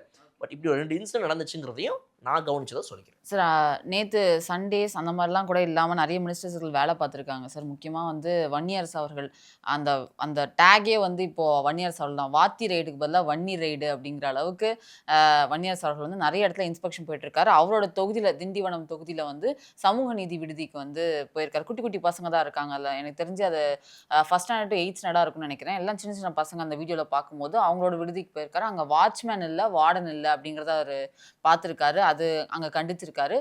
அது மட்டும் இல்லாமல் அந்த சாப்பாடு எடுத்து போட்டு அவர் சாப்பிட்டு பார்த்துருக்காரு. சாப்பிட்டு பார்த்து இது நல்லா இல்லை, இது சுவையே இல்லை, இல்லை ஒன்றுமே, ஸோ இது கரெக்டாக பார்த்து பண்ணுங்க. சாப்பாடு வேகவும் இல்லை இந்த பையன் சொல்கிறான். ஆமாம், அதையும் கேட்டு சொல்கிறாங்க நீங்கள் இதை சாப்பிட்டு பாருங்கன்றாரு. இன்னொன்று பாருங்க, அமைச்சர் தட்டை கையில் வச்சிருக்காரு. அவர் சாதத்தை கொஞ்சம் போட்டு சாப்பிட்டு பார்க்குறாரு. உருண்டை எங்க நீங்கள் சாப்பிடுங்க கொஞ்சம் எடுத்து அவர் ஒரு தட்டை கொடுத்து அவர் தட்டில் ஒன்று போட்டுக்கிட்டு சாப்பிடுங்கன்றாரு. அப்புறம் அதிகாரிகள் சில பேர் வரும்போது பார்த்தீங்க அப்படின்னா அவங்களாம் எடுத்து சாப்பிடுங்க அப்படின்னு சொல்லிட்டு அதே தட்டில் அவங்களும் எடுத்து சாப்பிட சொல்கிறாங்க. இவங்க வந்து இதுக்கு முன்னாடி வச்சிருந்த அமைச்சர்கள்லாம் இந்த மாதிரி வந்துட்டு என் தட்டில் நீ சாப்பிடு, தட்டிலேருந்து எடுத்து எடு, இதெல்லாம் நடக்குமா? தயவு செய்து கொஞ்சம் யோசி. நான் வந்து தாவேக்கான்றதுக்காகலாம் பேசலை, இல்லை வன்னியரசு விசிகன்றதுக்காக நான் பேசலை. நிஜமாக சொல்லுங்கள், உங்கள் திமுகவுடைய அமைச்சர்களோ உங்களுடைய அதிமுக அமைச்சர்கள் எந்த சாதி மதம் அதெல்லாம் நான் பார்க்கவே இல்லை. அவர்கள் யாராவது இந்த மாதிரி வந்து ஒரு தட்டில் எடுத்து சாப்பாடை வச்சுக்கிட்டு இந்த மாதிரி இது எடு சாப்பிடுமா? அப்போ மக்களோடு மக்களாக நிற்கக்கூடிய ஒரு சரியான நபரை அந்த சரியான துறைக்கு இன்னைக்கு போட்டிருக்காங்க தாவேக்காங்கிறத ஒத்துக்க முடியாமல் பர்னிங்கில் சில பேர் சுற்றிக்கிட்டு இருப்பாங்க. நம்ம அதை ஒன்றும் பண்ண முடியாது. தம்பி ஒன்றும் இல்லை, இந்த வருது அப்படின்னு சொல்லிட்டு ஃபோன் பண்ணி வேணால் ஃபயர் எக்ஸ்டிங்விஷரை கூப்பிட முடியும், ஃபயர் இன்ஜினை கூப்பிட முடியும். பத்தலை அப்படின்னா வந்து ஒன்றும் நான் பண்ண முடியாது. அது எரிஞ்சே என்ன ஆகட்டும்னு விட்டுற வேண்டியது தான். ஸோ அது மாதிரி அவர் பண்ணுறது. அதில் அந்த வீடியோவில் அந்த சின்ன பசங்க சொல்கிறான், இவர்கிட்ட சொன்னாதான்டா சொல்லு அந்த வார்டன் அந்த அம்மா வர இருக்கவங்க பக்கத்திலே பயமே இல்லை உனக்கு போவா தூரம் அந்த பக்கம் அப்படி சொல்லிட்டு இந்த பையன் வந்துட்டு இந்த பக்கத்துல அவனை விட இன்னொரு வாண்டு இருக்கிறான் சின்னவன். அவனை நீ சொல்றான்றான். அவன் உனக்கு ஒன்றும் புரியல, அவன் அப்படியே பார்க்குறான், இவன் எகிரி அடிக்கிறான். இவன் சார் அப்புறம் காதில் போயிட்டு சார் இந்த இதெல்லாம் கூட இப்படித்தான் சார் இருக்குது அப்படின்றான். சரியா அந்த வீடியோ பார்க்கும்போது. ஸோ எல்லாருக்குமே வந்து இன்னைக்கு ஒரு தாவேக்காலேருந்து ஒரு எம்எல்ஏ, தாவேக்காலேருந்து ஒரு அமைச்சர் வராங்க அப்படின்னா அவங்களுக்கு 100% ஒரு ட்ரஸ்ட் வருது. நம்ம இவர்கிட்ட போய் ஏதாவது சொல்லிடலாம். இனிமே வந்துட்டு இப்ப பக்கத்துல இருக்கிற வந்து இவர் போனதுக்கு அப்புறமா மிரட்டுவான், அடிப்பான், நம்ம பயப்பட வேண்டியதில்லை. ஏன்னா அப்படி அவன் முயற்சி எடுக்கவே மாட்டான். எடுத்தானா அதை சொன்னா காலி அவன் அப்படின்ற ஒரு எண்ணம், அந்த ஒரு ரிஃப்ளெக்ஷன் வந்து இவங்களுக்கும் இந்த வேவ் லென்த் இருக்குல்ல, அது செட் ஆகிட்டே போயிட்டு இருக்குது. ஸோ அதனால இந்த மாதிரி ஒரு மாற்றங்கள் ஒவ்வொன்றாக நடப்பது அப்படிங்கிறது வந்து ரொம்ப ரொம்ப ரொம்ப வெல்கமிங்கான ஒரு விஷயம். ஸோ அதுக்கு வந்து வன்னியரசு அவர்களுக்கான ஒரு சிறப்பு பாராட்டுகள். தாவேக்காவுக்கு வந்துட்டு இவரை போன்ற ஒரு நபரை இன்னைக்கு அந்த இடத்துல எடுத்து வச்சதுக்கும் அவருக்கான அந்த இடத்த கொடுத்து அந்த ஒரு சிஸ்டம் இவளுக்குள்ள கிரியேட் பண்ணி கொடுத்ததுக்கு வந்துட்டு தாவேக்கா அரசு கரெக்டான இடத்துல கரெக்டான ஆளை போட்டிருக்காங்க அப்படிங்கிற மாதிரி ஃபீல் ஆச்சு சார். அடுத்து வந்து ராஜ்மோகன் அவர்கள் சார், அவர் வந்து ஒரு இடத்துல பேசும்போது சொல்லியிருக்காரு, நிறைய பொன்னாடைகள் இருக்கு எனக்கு கொடுத்துருக்காங்க, இந்த மினிஸ்டர் ஆனதுனால நிறைய ஃபங்க்ஷன்ஸ் அட்டன் பண்ணுறாரு, அதை வந்து மூட்டையாக அப்படியே தான் இருக்கு, எடுத்து யூஸ் பண்ணவும் முடியறதில்ல, கட்சிஃபாவும் யூஸ் பண்ண முடியாது, எதுவுமே பாக்கெட்லேயே வச்சுக்க முடியாது, எதுவுமே பண்ண முடியாது. ஸோ அடுத்த தடவை யாராவது பார்க்க வரீங்க, ஏதாவது கொடுக்கணும்னு நினைக்கிறீங்க அப்படின்னா புத்தகங்களாக கொடுங்க, நல்ல விஷயமா இருக்கும் அப்படின்ற மாதிரி சொல்லியிருந்தாரு சார். அவர் இதுக்கு முன்னாடி ஆதவஜனா அவர்களாக இருக்கட்டும், நிறைய பேர் மினிஸ்டர்ஸை சொல்லியிருக்காங்க. ராஜ்மோகன் அவர்களும் அதே சொல்லியிருக்காரு சார். இவரே 3 மாசத்துல என் வீடு, நான் அந்த வீடியோ பார்த்தேன், என் வீடு முழுக்க ஒரே சால்வதாங்க இருக்குது, எனக்கு நடக்கிறதுக்கே இடம் இல்லைங்கிற ரேஞ்சுக்கு இப்போ அவரே ஒரு வீடியோ மூட்டை மூட்டையா இருக்குதுன்றாருன்னா அப்ப இப்ப இவங்கலாம் என்ன பண்ணிருப்பாங்க இந்த இல்ல, எனக்கு ஏடிஎம்கே அந்த படம் தான் சார் ஞாபகம் வருது. சிவகார்த்திகேயன் அவர்கள விமல் அவர்கள் நடிச்சிருப்பாங்க தெரியுமா? அந்த கேடி பொன்னாடி பில்லா பூத்த கில்லாடி ரங்கா. எடுத்துட்டு போய் திருப்பி ஜவுளி கடையில வித்துருவாங்கல்ல. எனக்கு அதான் ஞாபகம் வந்துச்சு அதை படிக்கும்போது. நான் யோசிப்பேன் இவங்கலாம் என்ன பண்ணுவாங்க. அதுவும் பாத்தீங்க அப்படின்னா ஆல்ரெடி அவங்க சட்டையை பார்த்தீங்கன்னா மொட மொடன்னு போட்டு இப்படிதான் நின்று இருப்பாங்க. வாயா கை இங்கெல்லாம் வராது. இந்த அமைச்சர்கள்னால வா வா இந்த ஆக்ஷன் தான் பாங்க. அவர் அவர் பார்த்தீங்கன்னா நல்லா அந்த மஞ்சள் கலரில் நல்லா ஒரு மொடன்னு அவர் ஒரு பெரிய சாலையோட விரிச்சு போட்டால் பாதி பேர் தலையில் போட்டுப்பாங்க, பாதி பேர் அந்த காதோட வச்சு போடுவாங்க, என்னென்னமோ பண்ணுவாங்க. அதெல்லாம் அதை எடுக்கிறதுக்கு ஒருத்தர் பின்னாடி கழுத்துலேருந்து பிடிங்கி விட்டுன்னு இருப்பார். இதெல்லாம் என்னதான் பண்ணுவாங்க இந்த திமுக அதிமுகவில் இருந்தவங்களாம். அதெல்லாம் ஒரு இதுயா, அதெல்லாம் ஒரு இது, அதெல்லாம் பண்ணணும், அதெல்லாம் கொடுக்கணும். நாளைக்கு இவன் போடலை அவன் போடல நம்மளை இது பண்ணிடுவாங்கன்னு சொல்லிட்டு அவனுங்க யோசிக்கிறதும். இவங்களாவது அட்லீஸ்ட் அப்படிலாம் யோசிக்காத, நீ பொண்ணாட போத்தினாலும் உன்னை 2 பேரும் நான் ஒரே மாதிரி தான் ட்ரீட் பண்ண போறேன்னு இவங்களாவது சொல்லணும். அது ஒரு நாகரிக அரசியல். வா போடு, வா எடுத்து போடு. புத்தகம் கொடுத்தாங்கன்னா அந்த புத்தகத்தை கூட வாங்குறது. அப்புறம் வாங்குறதுக்கு கை கொடுக்குற மாதிரி கொடுப்பாரு, வணக்கம் வைக்கிற மாதிரி வைப்பாரு, வாங்குறதுக்கு வேற ஒருத்தர் வாங்குவார். அந்த ஜோக்கும் நடக்கும். ஸோ அதனால் இதை இந்த அமைச்சர்கள்லாம் எடுத்து திரும்ப சொல்கிறது நல்ல விஷயம். அட்லீஸ்ட் இவங்களாவது ஃபாலோ பண்ணணும். அண்ட் முக்கியமான விஷயம் எனக்கு ஒரு கோரிக்கை மறுபடியும் என்னன்னா, இந்த வீடியோவில் தாவேக்கா தான் அன்னைக்கு நம்ம ஏற்கனவே இந்த வீடியோவில் சொல்லிட்டோம், இருந்தாலும் மீண்டும் சொல்கிறேன். இந்த தாவேக்கா தான் வந்த உடனே மாநகராட்சியெல்லாம் விட்டு இந்த செவுத்தில் அடிக்கிற பேனரு போஸ்டரு, அப்புறம் இந்த அதுக்கு பேர் போஸ்டர், இந்த போஸ்டர்லாம் கிழிங்க அப்படின்னு சொல்லிட்டு பெருசாக வேலை பார்த்தாங்க. இன்னுமே தாவேக்கா கட்சிகளை சேர்ந்தவங்களே போஸ்டர்களை ஒட்டிக்கிட்டு தான் இருக்கிறாங்க. நம்ம ஆஃபீஸ் வாசல் இப்போ காரணி பாட்டு உள்ளே பார்க்குறேன், நம்ம ஆஃபீஸ் வாசல் ஒட்டி வச்சுக்கிறாங்க. பார்த்தீங்களா? இப்போ இல்லை சார், பார்க்கல. நம்ம ஆஃபீஸ் வாசலில் இந்த தொகுதி எம்எல்ஏவோடதை வச்சு அவருக்கு பொன்னாடை பற்றி பக்கத்தில் நிற்கிற மாதிரி ஒருத்தர் கையை கொடுத்துட்டு அதை எடுத்து நம்ம ஆஃபீஸ் வாசலில் ஒட்டி வச்சுருக்காங்க. இப்போ இது என்ன பண்ணுறதுன்னு தெரில. ஓனர் அவர் பார்த்து சொல்லி ஏதாவது எடுத்துப்பாங்களான்னு தெரில. நமக்காவது பரவாயில்ல, நம்ம ஆஃபீஸில் சரி ரைட்டு தாவேக்காலாம் ஒரு நல்ல கட்சி தான்ப்பான்னு நம்பிக்கிறனால இதை நான் பார்த்த உடனே நீங்கள் நினச்சிட்டு போயிட்டேன். நம்ம ஓனர்லாம் திமுக காரரு. அப்படியா? அவர்களாம் நெஞ்சு ஒழிச்சிருக்கும். பார்த்தாரா இல்லையான்னு தெரியல இப்போ வரைக்கும். அவர் போகும்போது நானும் அவர் காலையில இருந்து பார்க்கல. அவரெல்லாம் பார்த்தாருன்னா அவன் மனசு உடஞ்சு பெறுவார். ஏன்னா 2 மாதத்துக்கு முன்னாடி நம்ம இந்த ஆஃபீஸுக்கு வந்த புதுசுலாம் பார்த்தீங்க அப்படின்னா நான் பார்த்தேன், உங்கள் வீடியோஸ் தான் பார்த்தேன். நீங்கள் டிஎம்கே இது பண்ணி தாவேக்காவை இதுவாக சொல்கிறீங்க. But to you think TVK will this Bala அப்படின்னு நிறையான்ட்ட நான் சொன்னேன். அவர் ஒன்னே தெரில சார், எனக்கு தெரில. அதெல்லாம் நம்ம வீடியோவில் பேசுறதோட சரி, வெளியே போய் யார்ட்டையும் அரசியல்லாம் பேசுறது கிடையாது சார். அது தயவு செஞ்சு அதை அவாய்ட் பண்ணணும் sir. Before election after election சொல்கிறேன், நிறைய ஃப்ரெண்ட்ஷிப்ஸ் கட் ஆனதை நான் பார்த்துருக்கேன். நான் நேற்று சண்டேலாம் ஏன் வருதுன்னு டென்ஷன் ஆகுது. 4 பேர் மீட் பண்ணுவோம், கூப்பிட்டு போயிட்டு டீ குடிச்சு வாழ்க்கையில் நடக்கிறதுன்னு பேசினா கூட பரவாயில்ல. இப்போ அவன் பண்ணுறது சரியா, இவன் பண்ணுறது சரியா, அந்த இஷ்யூக்கு இவங்க ஏன்னா இன்னும் 3 மாதத்துக்கு முன்னாடி எங்கடா இருந்தீங்க நீங்கள்? இப்போ தான் இந்த இஷ்யூலாம் தெரியுதா? டிவிக்கே பண்ணுறதுலாம் தப்பு. நான் ஒரு விஷயம் நான் நேற்று செம்ம டென்ஷன் ஆயிடுச்சு சார். எனக்கு என்னன்னா, இந்த பஸ் ஸ்டாண்ட்ல தான் அந்த பதாகைகளை போடுறாங்க சார். பஸ் ஸ்டாண்ட்ல இந்த கவர்மெண்ட் இப்ப போதையில்லா தமிழ்நாடு கடைகளை மூடிவிட்டோம்னு தாவேக்கார் அரசுன்னு போட்டு விஜய் அவர்களோட போதை ஒழிப்பு அதெல்லாம் அப்படி இருக்குல்ல. இந்த கவர்மெண்ட் அதை ரொம்ப சீக்கிரம் பண்ணிட்டாங்க. இதுக்கு முன்னாடி அப்படி இல்ல, சீக்கிரமா பண்றாங்க. புரியல எனக்கு. பிரச்சனை முதல் 3 கையெழுத்து எந்த கவர்மெண்ட் போட்டாலும் அந்த 3 கையெழுத்துல இருக்க என்னென்ன ஸ்கீம்ஸோ அது எல்லா பஸ் ஸ்டாண்ட்ஸ்லயும் போடுவாங்க சார். அது சாதாரணமா கடந்த 10 வருஷம் நான் சென்னையில இருக்கேன், நான் பார்த்திருக்கேன். அது ஏதோ இந்த அரசு தான் ஃபர்ஸ்ட் டைம் பண்ற மாதிரி டிஎம்கே காரங்க சொல்றாங்க. எனக்கு அது ஒன்றும் பிரச்சனை இல்லை. ஒன்றும் நீங்க மாட்டிக்கிட்டீங்க, அது ஒன்றும் செய்ய முடியல. இல்லை, நான் அவ்வளோதான் கட் பண்ணிடலாம். நான் இன்னும் மோசமா அந்த ஃப்ரெண்ட்ஷிப்லாம் நாசமா போனதான் நான் பார்த்துருக்கேன் சார். அது பர்சனல் இதை தனியாக வச்சுக்கணும், பொலிட்டிக்கல் தனியாக வச்சுக்கணும். என் கூடலாம் அந்த மாதிரி பேசுவாங்க நிறைய பேர் இருக்கிறாங்க. பட் அதை பற்றி நான் இந்த மாதிரி வீடியோ போடுறத பார்க்காத மாதிரி அவங்க கிட்ட பேசுவாங்க. அவங்க என்னென்னலாம் ஸ்டோரியில் போடுறாங்கிறத பார்க்காத மாதிரி நான் அவங்ககிட்ட பேசுவேன். அது ஒரு லைஃப்னு வச்சுக்கோங்க. அது நம்ம ஒன்றும் பண்ண முடியாது. ஃப்ரெண்ட்ஷிப் வேறு, பொலிட்டிக்கல் ஐடியாலஜிஸ் வேறு. அதை பிரித்து பார்த்துக்கிறீங்க நல்லது, இல்லைனா குடும்பத்திலே பிரச்சனை வந்துடும். ஸோ அப்போ இதனால் இப்போ இந்த மாதிரிலாம் இருக்கிற இடத்துல அந்த போஸ்டர் கலாச்சாரத்தை தயவு செய்து ஒழிக்கணும் அப்படின்னு சொல்லி நான் கேட்டுக்கிறேன். இந்த தொகுதி எம்எல்ஏலேருந்து ஆரம்பித்து எல்லாருமே தயவு செய்து இப்பெல்லாம் ஒட்டாதீங்க. எதுக்கு ஒரு மாற்றம்னு சொல்லி உள்ளே வந்திருக்கிறீங்க, நீங்களும் உட்காந்து இந்த போஸ்டர் ஒட்டிக்கிட்டு இதனால் என்ன கிடைக்க போகுது? உடனே இந்த நோட் பண்ணு அப்படின்னு சிஎம் போகும்போது போகிற வழியிலே வண்டியை ஸ்லோ பண்ணு அப்படின்னு டிரைவர்கிட்ட சொல்லி இந்த பையன் போஸ்டர் ஒட்டியிருக்கான், அவன் பேரை நோட் பண்ணு அப்படி நோட் பண்ணி நாளைக்கு உங்களை கட்சிகளை கூப்பிட்டு ஏதாவது கொடுக்க போகிறாரா? இந்த அதுவும் கீழே ஒரு 15 பேர் போஸ்ட் கொடுத்துக்கிறாங்க பாரு, சிரிக்கிற மாதிரி. அவனுக்கு ரொம்ப முக்கியம் அப்படின்னு சொல்ல போறா சிஎம். எதுக்குங்க இது? எனக்கு தெரிஞ்சு நோட் பண்ணுவாரு, பண்ணிட்டு போன் வச்சு அசிங்கமா வேணா கேட்பாரு. ஏன்டா நானே அங்கே எல்லாரையுமே போஸ்ட் ஓட்டணும்னு சொல்லிட்டு என் மானத்தை வாங்குற மாதிரி நீங்களும் போஸ்ட் ஓட்டு சுற்றினீங்களா சொல்லுவாரு. அண்ட் இதுக்கு ஒரு ஜியோ பாஸ் பண்ணால் நல்லாயிருக்கும். ஏன்னா எல்லாத்துக்கும் ஜியோ பாஸ் பண்ணுறாங்க, இதுக்கு ஒரு கவர்மெண்ட் ஆர்டரே பாஸ் பண்ணி ஒரு போஸ்டர் அப்படிங்கிறது வந்து ஒட்டவே கூடாது செவுத்துல. ஏன்னா ஒரு வெள்ளக்காரன் வரான் வெளிநாட்டிலேருந்து ஃபீனிக்ஸ் மால் வரைக்கும் வரானுங்க. ஃபீனிக்ஸ் மால் இந்த பக்கமும் அந்த பக்கமும் அவன் போயிடக்கூடாது. ஃபீனிக்ஸ் மாலுக்குள்ளே போயிட்டு ஃபீனிக்ஸ் மால் விட்டு வெளியே வந்து அங்கேருந்து நேராக ஜம்ப் அடிச்சு ஏர்போர்ட்டுக்கு ஜம்ப் அடிச்சு இப்படி போக முடியுமா? அவன் ஒரு ஃபீனிக்ஸ் மாலுக்கும் மீனம்பாக்கத்துக்கும் நடுவில் போகும்போது வரும்போதெல்லாம் கிண்டியை பார்ப்பான், ஆலந்தூர் ஃப்ளைஓவர் பட்டர்ஃப்ளை ஷேப்ல இருக்குதுங்கிறது முக்கியம் கிடையாது. அவன் ஃப்ளைட்ல போகும்போது லேண்ட் ஆகும்போது பார்த்தா மட்டும்தான் அந்த பட்டர்ஃப்ளைன்றது தெரியும்.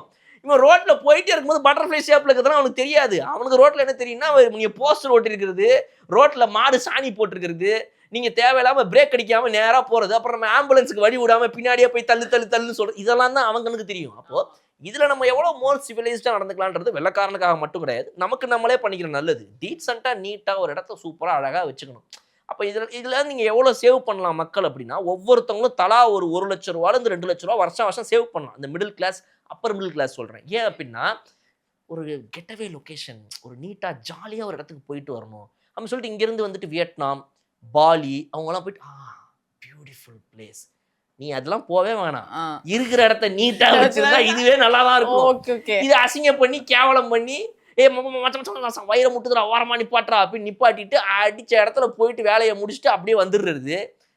அப்புறம் அதை கையும் கழுவுறது கிடையாது, வண்டி எடுத்து ஓட்டுறது, பக்கத்தில் இருக்கிறவங்க கை கொடுக்கறது, பப்ஸ் எடுத்து சாப்பிட்றதுன்னு அப்படியே டிராவலை ஓட்டுறது, ரோட் ட்ரிப்பு, இப்படி எல்லாத்தையும் பண்ணிட்டு ரோட்டை ஊரை நாசப்படுத்தி வச்சுட்டு மாடு வளர்க்குறவங்களாம் பார்த்தீங்க அப்படின்னா, என் வீட்டுக்கு நான் போகிற வழியில் பார்த்தீங்க அப்படின்னா அவங்களுடைய ரூல்ஸே வந்து 9 மணிக்கு மேலே மாடை வந்து கட்டி வைக்கக்கூடாது. அது ஆப்போசிட். 9 மணிக்கு மேலே ஏய் என்ன இங்கே வீட்டில் இருக்கீங்க நீங்கள், அதான் ரோடு காலி ஆயிடுச்சு, இப்போ நீங்கள் ரோட்டுக்கு போங்கன்னு அனுப்பி விட்டுறாங்க. அந்த மாடுங்கனால மட்டுமே பல ஆக்சிடென்ட், ஒன்று இங்கே ஒன்று அங்கே ஒன்று அங்கே இப்படி ஜிக்ஸாக்காக டயக்னலாக உட்காந்துருக்குங்க. அவன் ஒவ்வொருத்தரும் பார்த்தீங்க அப்படின்னா 8 போடும்போது இதில் ஆர்டிஓவில் கூட அப்படி ஓட்டிருக்க மாட்டான், வளைச்சு இந்த ஓட்டுறான், ரோடு ரேஷ் மாதிரி ஓட்டுறான் அவன் அப்படியே ஓட்டி. அதாவது ஹைவே ரைடர்னு ஃபோனில் வந்து ஒரு கேம் இருக்கும், நீங்கள் கரெக்டாக க்ளோஸ் கால்ஸ் பண்ண ஒரு பாயிண்ட் வரும். அவனுங்க ஒவ்வொரு மாடுகிட்டையும் க்ளோஸ் கால் பண்ணிட்டு அதில் திடீர்னு ஒரு மாடு எந்திரிக்குது, அடிச்சு பிரேக் வச்சு ஸ்கிட் அடிச்சு மாடோட கிஸ் அடிச்சு போயிட்டே அவன் பாட்டுக்கு. ஸோ இப்போ இவ்வளோ பிரச்சனைகளை நீங்கள் பண்ணி வச்சுட்டு அந்த ரோடெல்லாம் சாணி, அதை வந்து கார்பரேஷன் ஆளுங்க உட்காந்து காயில் உட்காந்து தேய்க்கணும். உங்களுக்கு அவங்க வந்து தீபாவளி போனஸ் கொடுங்க, இது கொடுங்க, அது கொடுங்க, அதான் கவர்மெண்ட் கொடுக்குறாங்களே சம்பளம் அப்படிங்கிறது. உங்கள் வீட்டு மாட்டு சாணி ஓட்டினா தானே அந்த 100 ரூபா கொடுக்க உனக்கு வலிக்குது. ஆனால் நீ மாட்டை மட்டும் நான் ராத்திரி எல்லாம் அங்கேயே உட்கார விட்டுருவேன். இதாவது பைக்கு நான் கேள்விப்பட்டது என்னன்னா, அந்த ரோட்டில் போகும்போது ஒரு தடவை வந்து ஒருத்தர் இந்த ஐடி இதெல்லாம் வந்து இந்த கேப்ல கூட்டு போவாங்களே, ஒரு 3-4 பேரை கூப்பிட்டு ஜைரோவில் போய்க்கிறாராமா. மாடு எந்திரிச்சு மாடு 2 மாடு எந்திரிச்சு சண்டை போட ஆரம்பிச்சிச்சுங்களா. இவருக்கு தெரியாதான் திடீர்னு எந்திரிச்சு சண்டை போடுங்கன்னு சொல்லி ஸ்கிட் அடிச்சு அவரு மீடியன்ல ஏற்றி குத்தி ஆஃபீஸ் வந்து எங்கள் அக்காவோட ஹஸ்பண்ட் சொல்கிறாரு, எங்கள் மாமா சொல்கிறாரு, அவர் வேலை பார்க்கும்போது சென்னையில். அப்புறம் அங்கேருந்து கிளம்பி வந்து என்ன ஆச்சு எதுன்னு ஆக்சிடென்ட் பார்த்து அவனை போய் ஹாஸ்பிட்டல் அட்மிட் பண்ணி பைக்கில் இடிச்சவனை சேர்த்து இவ்வளோ பிரச்சனை நடக்குது. அப்போ இதெல்லாம் பண்ணி இந்த நாட்டை குடிச்சவர் ஆக்கிறது. அப்புறம் நம்ம கொஞ்சம் பீஸ்ஃபுல்லாக நல்லா இருக்கிற இடத்துக்கு போவோம். எதுக்கு அங்கே போய் அதை பாலிக்கு போய் பாலி என்னமோ ஆக்குறதுக்கு, பாலியில் போயிட்டு ரோட்டில் நின்று அடிக்கிறதுக்கா?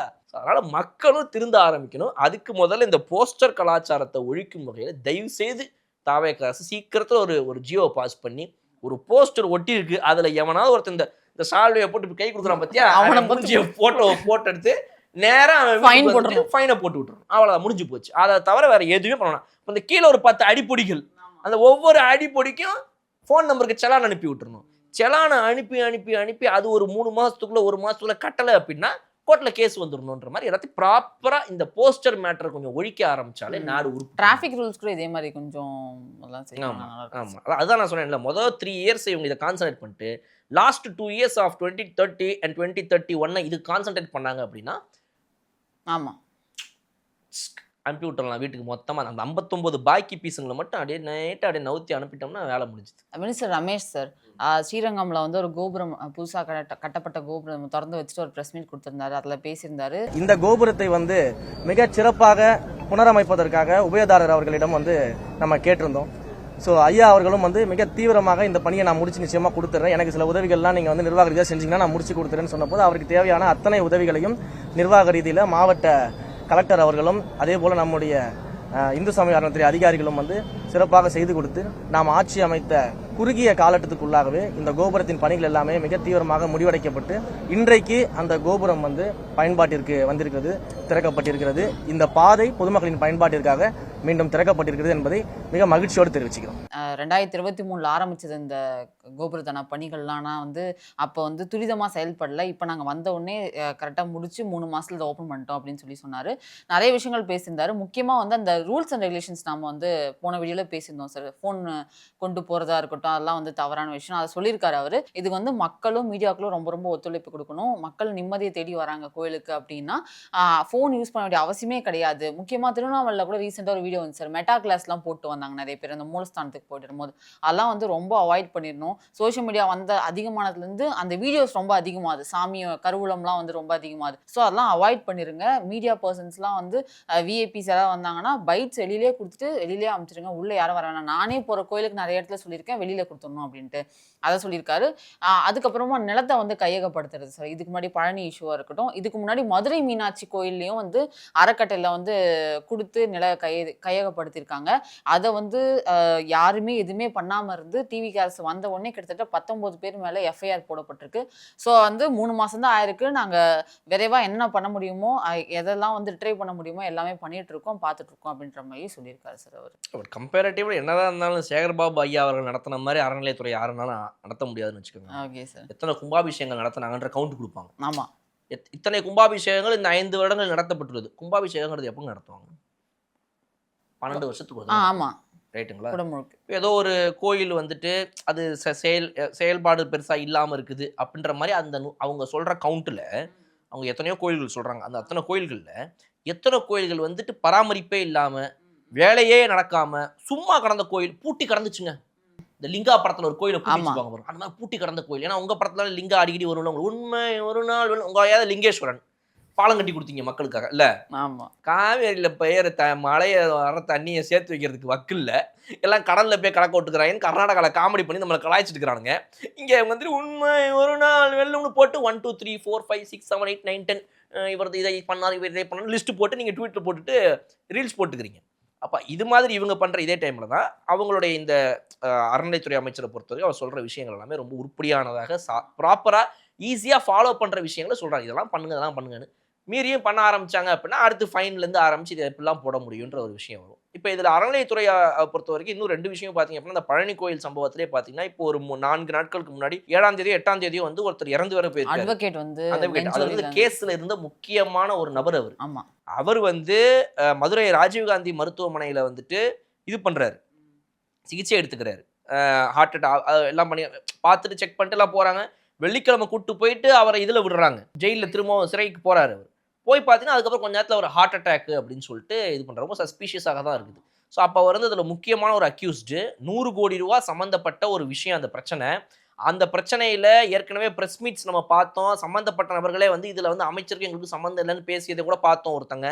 ஸோ இதெல்லாம் மீறி இன்னைக்கு உள்ளே இருக்கிற இந்த அட்வொகேட் ஒருத்தர் வந்துட்டு ஹார்ட் அட்டாக்னு சொல்லி இறந்து போயிருக்காரு அப்படின்னா இட் இஸ் சஸ்பீஷியஸ். ஸோ இது வந்து ஒரு கரெக்டாக ஹேண்டில் பண்ணணும் டிவிக்கே. இது வந்து கண்டிப்பாக இதை கவனிக்கணும். அவங்க கவனிச்சு நிஜமாக இதில் என்ன தான் நடக்குது, எப்படி இந்த விஷயத்தில் இப்படி சஸ்பெக்டாக உள்ளகிற ஒருத்தர் ஹார்ட் அட்டாக் வந்து இறந்துருக்காரு. சாதாரண விஷயம் கிடையாது. அண்டர் நார்மல் சர்க்கம்ஸ்டான்சஸ் தானா இல்லை இது சஸ்பீஷியஸாக என்னங்கிறத அவங்க விட்டு கவனிக்க வேண்டிய ஒரு விஷயம். இன்னொன்று பார்த்தீங்க அப்படின்னா வந்துட்டு ஒரு வரதராஜ பெருமாள் கோயிலுடைய கும்பாபிஷேகம்னு நினைக்கிறேன் இப்போ ரீசெண்டாக நடந்துச்சு. அது எந்த இடம்ன்றதை நான் போடுறேன். ஸோ அதில் பார்த்தீங்க அப்படின்னா இதே மாதிரி தான் விஐபி டிக்கெட் இருந்தால் மட்டும்தான் உள்ளே விட்றாங்க போலீஸுங்க.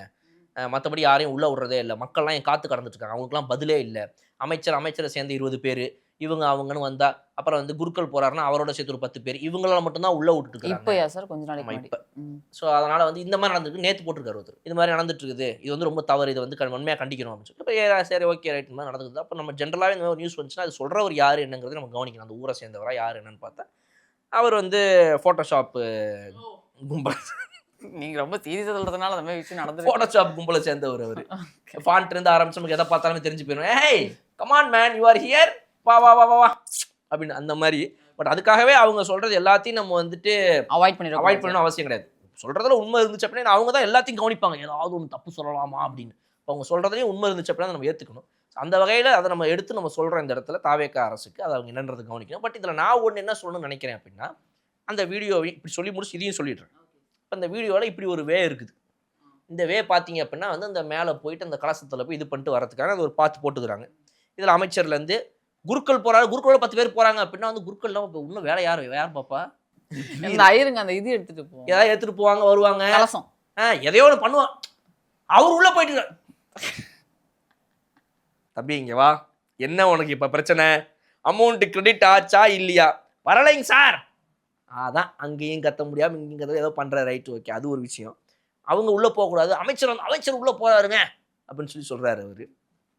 மக்களை உள்ளே விட மாட்டேங்கிறாங்க, இவங்க மட்டும் போகிறாங்க. விஐபின்னு கேட்டால் விஐபி பாஸ் வேணுன்றாங்க. என்ன விஐபி பாஸ்? விஐபியாக இருந்தால் விஐபி பாஸ் கொடுப்பாங்க. அந்த விஐபி பாஸுங்கிறதையே ஒழிச்சுட்டாங்கன்னு இப்போ இவங்க நினச்சிட்டுக்கிறாங்க.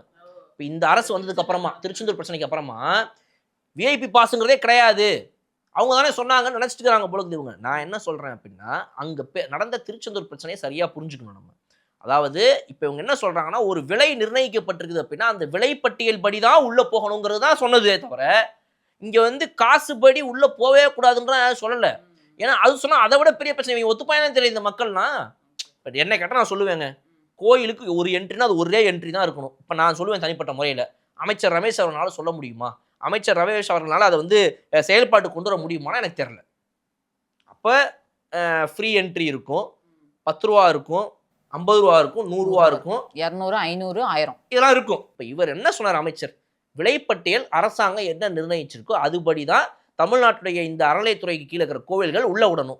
என்னைய ஒருத்தர் பிளாக்ல விற்கிறவங்க கிட்டத்தட்ட 5000 rupees கொடுங்க சார், நான் உங்களை உள்ள கூட்டு வரேன்னு எனக்கு போய் ஒருத்தர் சொன்னார். அந்த 5000 rupeesக்கு கூட்டு போகிறேன்னு சொன்னால் நான் மாஸ்க்கை போட்டு போயிட்டு இந்த மாதிரி நடக்குதுன்னு இதை கேள்விப்பட்டேன். என்னையவே 5000 ரூபா கூப்பிட்டு ஒருத்தர் கூட்டு போனாங்க உள்ள, நடவடிக்கை எடுத்தோன்றது தான் இங்கே நடந்த விஷயமே தவிர எதுவுமே கிடையாது. இங்கே வெறும் ஃப்ரீ அண்ட் கோயிலுக்கு தான் இலவசம் சொன்னீங்க, காசு வாங்கிட்டு உள்ள விடுறீங்க. டேய் நீ கடந்த ஒரு 15-20 வருஷமா எங்கே போன, இங்கே வயசு என்ன, எனக்கு வயசு 40, கடந்த 20 வருஷமா நீ என்ன பண்ண, நான் ஒன்றுமே பண்ணலை. அப்போ நீ தான்டா எனக்கு முதல்ல வேணும். இங்கே 20 வருஷமா கேள்வி கேட்கல, இப்போ தான் கேள்வி கேட்குறேன். அந்த கேள்வியோ சரியா கேளு. இப்போ மதிவதனி அக்கா சொன்னாங்க, அக்கா கூட்டு வந்துடும், அக்கா வாங்க. அக்கா சொன்னாங்க, மே 4க்கு பிறகு உயிர் தெழுந்தவர்களை நாங்கள் வந்து பதில் சொல்ல வேண்டிய அவசியம் இல்லை, எங்களை கேள்வியே கேட்கக்கூடாதுன்னாங்க. அப்போ மே 4க்கு அப்புறம் அரசியல் பேசுகிற திமுககாரையும் பேசலாமா? ஜென்சி டிஎம்கே எப்போ வந்து அவங்க சொன்னபடி பார்த்தா பேசக்கூடாதுல்ல. அப்போ இப்படியே பேசினா சரியா இருக்குமா? அப்போ கேளுங்க, சரியான கேள்வியை கேளுங்கன்னு தான் சொல்கிறோம். அப்போ இந்த இடத்துல இவன் இந்த பையன் இந்த வீடியோ போடுறாப்புல போலீஸ்காரங்க, தம்பி எடுத்து முடிச்சிட்டியா, உனக்கு வந்த கண்டென்ட் கிடச்சிச்சா, வாங்கின காசு வேலையை பார்த்துட்டு கிளம்பு, அவங்க சொல்ல நான் சொல்கிறேன் ஓகே கிளம்பு அப்படின்றாங்க. தம்பி கிளம்பும்போது இப்படி வீடியோ பிளான் பண்ணுறாங்க, பார்த்தீங்கன்னா அங்கே ஒரு 2000 பேர் லைனில் நின்றுக்கிறாங்க. உள்ளே போகிறதுக்கு மக்கள் கியூ நின்றுட்டு தான் இருக்குது. இந்த இன்னொரு ஒரு லேன்ல இப்போ இந்த அமைச்சர் போயிட்டு வந்துட்டாரு. ஓகே ஓகே இவர் இதை மட்டுமே ஃபோக்கஸ் பண்ணி இதையே காட்டி மக்களே உள்ள விடாத மாதிரி, மக்கள்லாம் ஊருக்கு வெளியே நிற்கிற மாதிரியும், இந்த கோயிலுக்குள்ளே போகிறதே வெறும் அமைச்சர் மட்டும்தான் குறுக்கள் மாதிரி தான் மட்டும் ஒரு வீடியோ எடுத்து போட்டும்போது கடைசியாக போலீஸ் திரும்ப கிளம்பணின்னு அப்போ திருப்புதா அப்போ தான் தெரியுது மக்கள்லாம் கியூவில் நின்றுட்டு தான் அவங்க போயிட்டு தான் இருக்கிறாங்க அங்கே. அப்போ இந்த மாதிரி கண்டென்ட்டுக்காக எதனா ஒன்று கிளப்பி விட்டு இவங்க வேலை பார்த்துச்சுக்காங்க. அதனால் நான் இது மூலமாக சொல்கிறது, உடனே வந்து 5000 ரூபா 2000 எக்ஸ்ட்ரா காசு வாங்கி விற்கிற அந்த பிளாக் டிக்கெட் மாதிரி மேட்டரை மட்டும்தான் இது பண்ணிக்கிறாங்க தவிர, மற்றபடி வந்து இந்த காசு கொடுத்து இந்த டோக்கன் வச்சு நீங்கள் போகலான்ற விஷயங்கள்லாம் இன்னும் இருந்துட்டு தான் இருக்குது. கனிமொழி அவர்கள் வந்து பேசியிருக்காங்க சார், அந்த அனைத்து கட்சிகளோட எம்பிகள்லாம் வந்து இன்வைட் பண்ணி ஒரு கூட்டம் நடத்தினாங்களே முதலமைச்சர் விஜய் அவர்கள் வந்து டீலிமிட்டேஷன் பில் பற்றி நம்ம பேசியிருந்தோம். அதை இந்த செஷனில் கொண்டு வரதற்கான வாய்ப்பு இல்லை என்பதுதான் எங்களுக்கு தெரிவிக்கப்பட்டிருக்கக்கூடிய செய்தி. அதனால் இந்த சமயத்தில் பில்லும் இல்லை, பில்லோடைய வரைவு கூட ஒரு வரக்கூடிய பில்லு என்னென்ன சேஞ்சஸ் இருக்குது, என்ன மாற்றங்கள் செய்யப்பட்டிருக்கு அப்படிங்கிறத பற்றி எந்த விதமான தகவலும் இல்லை. பில்லோட காப்பி சர்க்குலேட் பண்ணப்படலை. அப்படி இருக்கும் பொழுது பழைய பில்லுக்கும் இங்கே இப்போ புதுசாக வரும் என்று நாம் நினைக்கக்கூடிய பில்லுக்கும் என்ன பெரிய மாற்றம் இருக்க முடியும்? இதற்காக இந்த கூட்டம் கூட்டப்பட்டு யார் அந்த கூட்டத்திற்கு பின்னணியிலே இருக்கிறார்கள், யார் இவர்களை இந்த அரசாங்கத்தை இயக்கி கொண்டிருக்கிறார்கள், அதை தாண்டி பத்தி எரிஞ்சுக்கிட்டு இருக்க காவேரி விஷயமும் ஃபார்மர்ஸ் ப்ரொடெஸ்டையும் மடைமாற்றம் செய்யறதுக்கான விஷயமா தான் இதை நாங்கள் பார்க்குறோம். முக்கியமாக வந்து அனைத்து கட்சி கூட்டம் கூட்டினாலும் சரி கூப்பிட்றாங்க அப்படின்னா கட்சி தலைமைக்கு வந்து லெட்டர் எழுதாமல் சீஃப் செக்ரட்டரி ஏன் வந்து இண்டிவிஜுவல் எம்பிஸ்க்கு வந்து எழுதுறாரு, அதே வந்து ஒரு தவறான விஷயமா இருக்குது. அவர் வந்து கட்சிக்காக, அதாவது தாவேகா கட்சிக்காக வேலை பார்க்குறாரு இல்லை தமிழக அரசுக்காக வேலை பார்க்குறாருன்றது தெரியல இந்த விஷயத்தில் அப்படின்றத சொல்லி தமிழக அரசுக்காக தான் வேலை பார்க்குறாரு. அதாவது என்னன்னா மடைமாற்றம் செய்கிறாங்க. இப்போ காவேரி பிரச்சனை கொழுந்து விட்டு எரியுது, ஃபார்மர்ஸ் பிரச்சனை கொழுந்து விட்டு எரியுது. ஃபார்மர்ஸுக்கு கொடுக்க வேண்டிய இந்த ஒரு எக்ஸ்ட்ரா இதெல்லாம் கொடுத்து அவங்களுக்கு வந்துட்டு ஸ்பெஷல் ப்ரொவிஷன் கொடுக்குறாங்க, அவங்களுக்கு இவ்வளோ அமௌண்ட்டை கொடுக்குறாங்க, இது மாதிரி பண்ணுங்க, இது லாஸ் ஆனதுக்கு நாங்கள் வந்து இது பண்ணிக்கிறோம் பார்த்துக்குறோன்றாங்க. விவசாயிகள் கடனை தள்ளுபடி பண்ணிட்டாங்க. இப்போ வந்து கரும்பு விவசாயம் பண்ணுறவங்களுக்கும் நெல் விவசாயம் பண்ணுறவங்களுக்கும் அவங்களுக்கான கொள்முதல் விலையை வந்துட்டு இவ்வளோ ஏற்றி கொடுத்துருக்காங்க வரலாறு காணாத வகையில். இந்த மாதிரி கொடுத்து அவங்களுடைய இந்த விவசாயத்துக்கான தேவைகளை என்ன பண்ண முடியுமோ ஒரு அரசாங்கம் பண்ணிகிட்டு இருக்குது. மேலே போய் மேகத்துக்குள்ளே கையை விட்டு மழையை வர வைக்கவா முடியும்? அந்த மாதிரி வர வைக்க முடியும். உதயநிதி வேணா அவருக்கு வேணா அடுத்த முறை வேணா 2031 எலெக்ஷன்ல வேணா சொல்லுவார், கண்டிப்பா செங்கலை தூக்கி வந்து நிக்கிற மாதிரி நீட்டை ஒழிப்பேன் ரகசியம் சொல்ற மாதிரி. திமுக காரனுக்கு தெரியும், அதாவது மேகத்துல கையை விட்டு தண்ணியை வர வைக்கிறதுக்கு ஒரு ரகசியம் இருக்குது, நாங்க வர வச்சு காட்டுறோம் பாருங்க. எங்க ஆட்சி வந்துச்சுன்னா வீடே வச்சுக்க முடியாது, நீங்க காரெல்லாம் வித்துட்டு வெறும் போட்டு மட்டும்தான் வச்சுக்கணும் அப்படின்னு கூட ஒரு பொய் சொல்றதுக்கு வாய்ப்புகள் இருக்குது, ரைட்டுங்களா? ஆனா இதெல்லாம் வந்து தாவேக அரசோ ஒரு நியாயமான அரசோ சொல்ல முடியாது. அதனால மழை பெய்ய வச்சு நான் தரேங்கன்னு சொல்ல முடியாது. நீங்கள் இருக்கிற ஈகோ சிஸ்டத்தை மொத்தத்தையும் அழிச்சிட்டு 75 வருஷம் ஜாலியாக காசு பார்த்துட்டு கிளம்பி போயிட்டீங்க. இன்றைக்கி திடீர்னு மழை வரலன்னா தாவேக அரசு 3 மாதத்துல வந்து மழை அது எப்படி அமைச்சர் அவர்களே மழை எப்படி வர வைப்பது, நமக்கு ஏதாவது வழி இருக்கிறதா அப்படின்னு போய் சிஎம் கேட்டு ஏதாவது மழையை வர வைக்க முடியுமா? முடியாது. இது ஒரு ப்ராக்டிக்கலான ஒரு விஷயம். அவங்க என்ன பண்ணுவோம் அதை பண்ணுறாங்க. காவேரி விஷயத்தை பொறுத்த வரைக்கும் வந்துட்டு இத்தனை டிஎம்சி தண்ணி வரணுன்றது சொல்லியிருக்கிறாங்க. அதை ஒரு முதல் தடவை அவங்க கொடுத்துருக்குறாங்க. இதுக்கு முன்னாடி இத்தனை முறை ஒவ்வொரு வருடங்களும் வந்ததெல்லாம் நீங்கள் கேட்டு தான் வாங்கினீங்களா? நீங்கள் கூட்டு போய் அவங்க வீட்டை போயிட்டு நீங்கள் பூட்டை திறந்து சாவியை கொடுங்க அப்படின்னு சொல்லிட்டு நேராக போயிட்டு நீங்கள் அங்கே திறந்து அணையை திறந்து விட்டு தண்ணியை வர வச்சிங்களா? நீங்கள் இல்லை அவங்கள தானே கொடுத்தாங்க. அப்போ அந்த மாதிரி தான்றதையும் அமைச்சர்கள் பெருமக்கள் அங்கே வந்து பேசிட்டு தான் இருக்கிறாங்க. ஸோ இது எல்லாத்தையும் வச்சு அரசியல் பண்ணுறதுங்கிறது வேஸ்ட்டு. காங்கிரஸ் கவர்மெண்ட் அங்கே இருக்குது. இப்போ இவங்களை வச்சு என்ன பண்ணலாம், என்ன செய்ய சொல்லலாம், இதுக்கு என்ன தீர்வுன்றதை பார்க்கணும் தவிர நான் இதை பண்ணேன், நீ இதை பண்ணல, இதை கவனி இந்த அரசியல் பண்ணுறது நிறுத்துங்கன்றதை தாவேகா தரப்புன்னு சொல்லிட்டாங்க. அப்போ இதை தாண்டி சுப்ரீம் கோர்ட்டு இன்னைக்கு போகிறோம், நம்ம இந்த விஷயங்களில் இவங்க அந்த ப்ரொசீஜரை ஃபாலோ பண்ணாமல் இருக்கிறாங்க, கைட்லைன்ஸை ஃபாலோ பண்ணுறது இல்லை அப்படின்றதையும் சொல்லி நம்ம பேசி தண்ணியை விட சொல்லி ஒரு மேஜராக ஒரு பெட்டிஷனை போடுவோம்னு சொல்லிட்டாங்க. இதுதான் பண்ண முடியும். இப்போ இதெல்லாம் நான் என்ன சொல்கிறேன்னா வேணா இம்ப்ராக்டிக்கலாக திரும்பவும் பேசுகிறேன். மேகத்தை பூச்சி கீச்சு தண்ணியை வர வச்சிடலாம், சரியா? அப்புறம் என்ன பண்ணுறோம், இப்போ வந்துட்டு அது என்னது காவேரியில் தண்ணியை திறந்து விட மாட்டேன்றான். நான் மட்டும் சிஎம்மாக இருந்தேன் வை, இங்கிருந்து என்னுடைய படையில் இருக்கும் 500 வீரர்களை கொண்டு சேர்த்து போயிடுவேன், அப்படியே அண்ணன் போயிடுவேன். அண்ணன் படி என்னடா பூட்டை திறனாடே அப்படின்னு போயிட்டு பூட்டை திறந்து தண்ணியை திறந்து விட்டுருவேன். சும்மா கிடையாது இப்படின்னு பேசுவேன். நேராக போவேன், கர்நாடகா போலீஸ்லாம் வருவான், அவனெல்லாம் என்னுடைய AK-74 எடுத்து அப்படியே படம் சுட்டு நேராக போயிட்டு எனக்கு வர வேண்டிய தண்ணியை எவனுக்கும் தமிழனுக்கு தண்ணி இல்லை என்றால் எவனுக்கும் கிடையாதுன்னு சொல்லிட்டு வந்துகிட்டே இருப்பேன். அண்ணன் சும்மா தெரியும்ல அப்படின்னு சொல்லிட்டு போயிட்டு இந்த மாதிரிலாம் போயிட்டு அணையை திறந்து விட்டு கபினிலேருந்து அணையை திறந்து விட்டு பூட்டை உடச்சு துப்பாக்கி வச்சு 4 பேர் நிப்பாட்டி வச்சு தண்ணி இது மாதிரி சார் ஓரமா போய் பெர்ஃபார்மன்ஸ் பண்ணுங்கன்னு சொல்லி இப்படி சொல்லணுமா? இல்லை வந்துட்டு கச்சத்தீவை மீக்கிறதுக்கு ஒரு திட்டம் வச்சிருக்காங்க. அந்த சீமானவர்களுக்கு சரியான ஒரு பையன் ஆன்லைனில் இருக்கிறான். இப்போ தான் நான் பார்த்தேன், அந்த டிவிக்கு சிறுவன்னு சொல்லி ஏதோ ஒரு பையன் இருக்கிறான் போல இருக்குது. அந்த பையன் அவன் வந்து ஒரு 30,000-40,000 ஃபாலோவர் தான் இந்த பையன் இன்ஸ்டாவில். சீமானுக்குலாம் நம்ம யாருமே வேணாம், தம்பி தான் சரியாக போட்டு பொழக்கிறான். அதிபர் அவர்கள் இந்த மாதிரி சொல்லியிருந்தாரு. இப்போ அதுக்கு நான் ஒன்று சொல்கிறேன், இப்போ நீங்களே முடிவு பண்ணிக்கங்க அப்படின்னு இந்த பையன் போட்டு பொழக்கிறான். அவன் வந்து இந்த இது சொல்லியிருந்தான், அது என்னது என்ன மேட்டர், இந்த கச்சத்தீவுக்கு இந்த மாதிரி வீடியோ போடுறாரு. கச்சத்தீவை அவர் எப்படி மீட் பண்ணு சொன்னாரு கொஞ்சம் பார்த்தேன். போவாராம் நேராக இங்கேருந்து ஒரு 500 பெட்டாலியன்ஸை கூப்பிட்டு போவாராம். கூட்டிட்டு போயிட்டு அங்கிருந்து நேராக கச்சத்தீவை மீட்டிட்டு அங்கிருந்து இந்தியா கொடியை ஏற்றிட்டு பக்கத்துல தமிழ் தேசிய கொடியும் ஏற்றிட்டு அப்படி நிற்பாராம். சொன்னவனே இவனுங்க கீழே இருந்து கை தட்டி விசில் அடிக்கிறானுங்க. இந்த பையன் சொல்றான், அதாவது அதிபருக்கு கீழே வேற கை தட்டி விசில் அடிக்கிறீங்க, முதல்ல நீங்க வந்து ஒரு கடற்படையை ஸ்டேட் கவர்மெண்ட் வச்சுக்கவே முடியாது, ராணுவ படைங்கிறது சென்ட்ரல் கவர்மெண்ட் கீழே தான் வரும், இதை தெரியாம உங்க அதிபர் பேசிட்டு இருக்காரு, நீங்களும் கீழே உட்காந்து கை தட்டிக்கிறீங்க அப்படின்னு சின்ன பையன் வம்புழுக்கிறான். அப்போ இவர் கடற்படை வச்சிருப்பேன், நான் ஒரு 500 கடற்படைகளை கொண்டு போவேன், இதை பண்ணுவேன் அதை பண்ணுவேன். அப்போ என்ன கான்செப்ட்ல அவர் பேசுறாரு தர. ஸோ இந்த மாதிரி இம்ப்ராக்டிக்கலாக ஏதாவது பேசணுமா? முடியாது. காவேரி பிரச்சனைக்கு என்ன பண்ண முடியுமோ லீகலாக எடுக்க வேண்டிய, நீங்கள் 70 வருஷமாக கிளிக்கலையில கம்முன்னு ஒரு ஓரமாக உட்காருங்க அப்படின்னு சொல்லிட்டு நம்ம பண்ண வேண்டியதை பண்ணணுமே. தாவேக ஒரு வேலையை காட்டுது. அப்போ அதை தான் பண்ண முடியும். இப்போ இதில் என்ன வந்து மடைமாற்றம் செஞ்சுட்டாங்களாமா? டீலிமிட்டேஷன் இப்போ பிரச்சனையே இல்லைன்னு சொல்ல வராங்க. அவங்க என்ன சொல்றாங்க, டீலிமிட்டேஷன் அப்படிங்கிற விஷயம் வரல சார், என் டேபிளுக்கு வரல, நான் ஒரு எம்பி, எனக்கு எதுவும் வரவே இல்லையே, இன்னும் டிராஃப்ட் பில் செகண்ட் டிராஃப்டே வரலையே அப்படின்னா அப்ப எனக்கு நான் என்ன கேட்கிறேன், இந்த செஷன்ல அது பேசுறதாவே இல்லைன்ற மாதிரி ராகுல் காந்தி அவர்கள்ட்ட நேர்ல சென்று அமைச்சர் யூனியன் மினிஸ்டர் அவர்கள் கேட்குறாங்க, இந்த மாதிரி வந்து நீங்க உங்களுடைய ஒத்துழைப்பை கொடுக்கணும், நீங்க இதுக்கு என்னன்னு சொல்லுங்க, இது என்ன அப்படி இப்படின்னு பேச்சுவார்த்தை தெளிவா சொல்லியிருக்காங்க. இந்த செஷன் முடிஞ்ச பின்னாடி ஸ்பெஷல் செஷனா இந்த மந்த் எண்ட்ல நடத்தவே போறோம் மான்சூன் செஷன் முடிஞ்சதுக்கப்புறம் இதுக்குன்னு தனி செஷனை போட்டு இந்த டீலிமிட்டேஷன் பில்லை பாஸ் பண்ணி ஆகணுன்றான் பாஜக. இப்போ நீங்கள் மடைமாற்றம் பண்ணுறீங்களா இல்லை யார்? இப்போ இன்னைக்கு நாளைக்கு காவேரி பிரச்சனை முடிஞ்சிடுமா? இப்போ இந்த டீலிமிட்டேஷன் பில்லு இந்த மாத கடைசியாக நான் வச்சே ஆக போகிறேன் செப்டம்பர் முதல் வாரத்துலன்றானே, அது வந்து உடனே நடக்க போகிறதா இல்லை காவேரிக்கு இன்னைக்கு காலையில் முடிஞ்சு நாளைக்கு காலையில் 2 ஸ்டேட் கவர்மெண்ட்டும் கையை கொடுத்து நாளையிலேருந்து தண்ணி வந்துருன்றது எது நியரஸ்ட் பாசிபிளாக இமீடியட்டாக அட்டன் பண்ண வேண்டிய ஒரு விஷயம்? டீலிமிட்டேஷன் தான். அப்போ எப்போ யாருங்க மடைமாற்றம் பண்ணுறா? யாருங்க ஏமாத்துறீங்க நீங்கள்? வலிக்குதுங்க. எவ்வளோ குத்துவீங்க? எனக்கெல்லாம் ரொம்ப வலிக்குதுங்க. நிஜமாக சொல்கிறேன் நான். ஐயோ இத்தனை வருஷமாக குத்துறாங்க. ஐயோ எப்பா முடியல என்னால். குத்துறது நிறுத்தி சொல்லுங்க கொஞ்சம். நம்ம மாற்றங்கள்லாம் நிறைய பேசணும். நிறைய கவனிக்க வேண்டிய விஷயங்களும் இருக்குது சார். சென்னையில் வந்து தரமணியில் கிட்டத்தட்ட 1.5 வருஷமாக வந்து ஒரு ஏரியாவில் குடிநீர் தண்ணியில் வந்து கழிவுநீர் கலந்து 1.5 வருஷமாக அவங்களுக்கு அந்த மாதிரி தண்ணி தான் வந்துட்டு இருக்கு. அதனால் அந்த குழந்தைகளுக்கு நிறைய பாதிப்பு வருது. அவங்க வீட்டில் இருக்க குழந்தைங்களுக்கு, பெரியவங்களுக்குலாம் 1 வாரம் 2 மாதம் வந்து அட்மிட் ஆகிட்டு இருந்திருக்காங்க ஹாஸ்பிட்டலில். அந்த மாதிரி கஷ்டங்கள்லாம் எங்களுக்கு இருக்குது. யாருமே சரி பண்ணி கொடுக்கல. முக்கியமாக இங்கே இருக்கிற தாவேகா எம்எல்ஏ அவர் வந்து இதுக்காகவே எங்களுக்கு ஓட்டு கேட்டு போனார். ஆனால் எதுவுமே சரி பண்ணி கொடுக்கல. சிஎம் கம்ப்ளைண்ட்லாம் நாங்கள் பண்ணி பார்த்தோம்.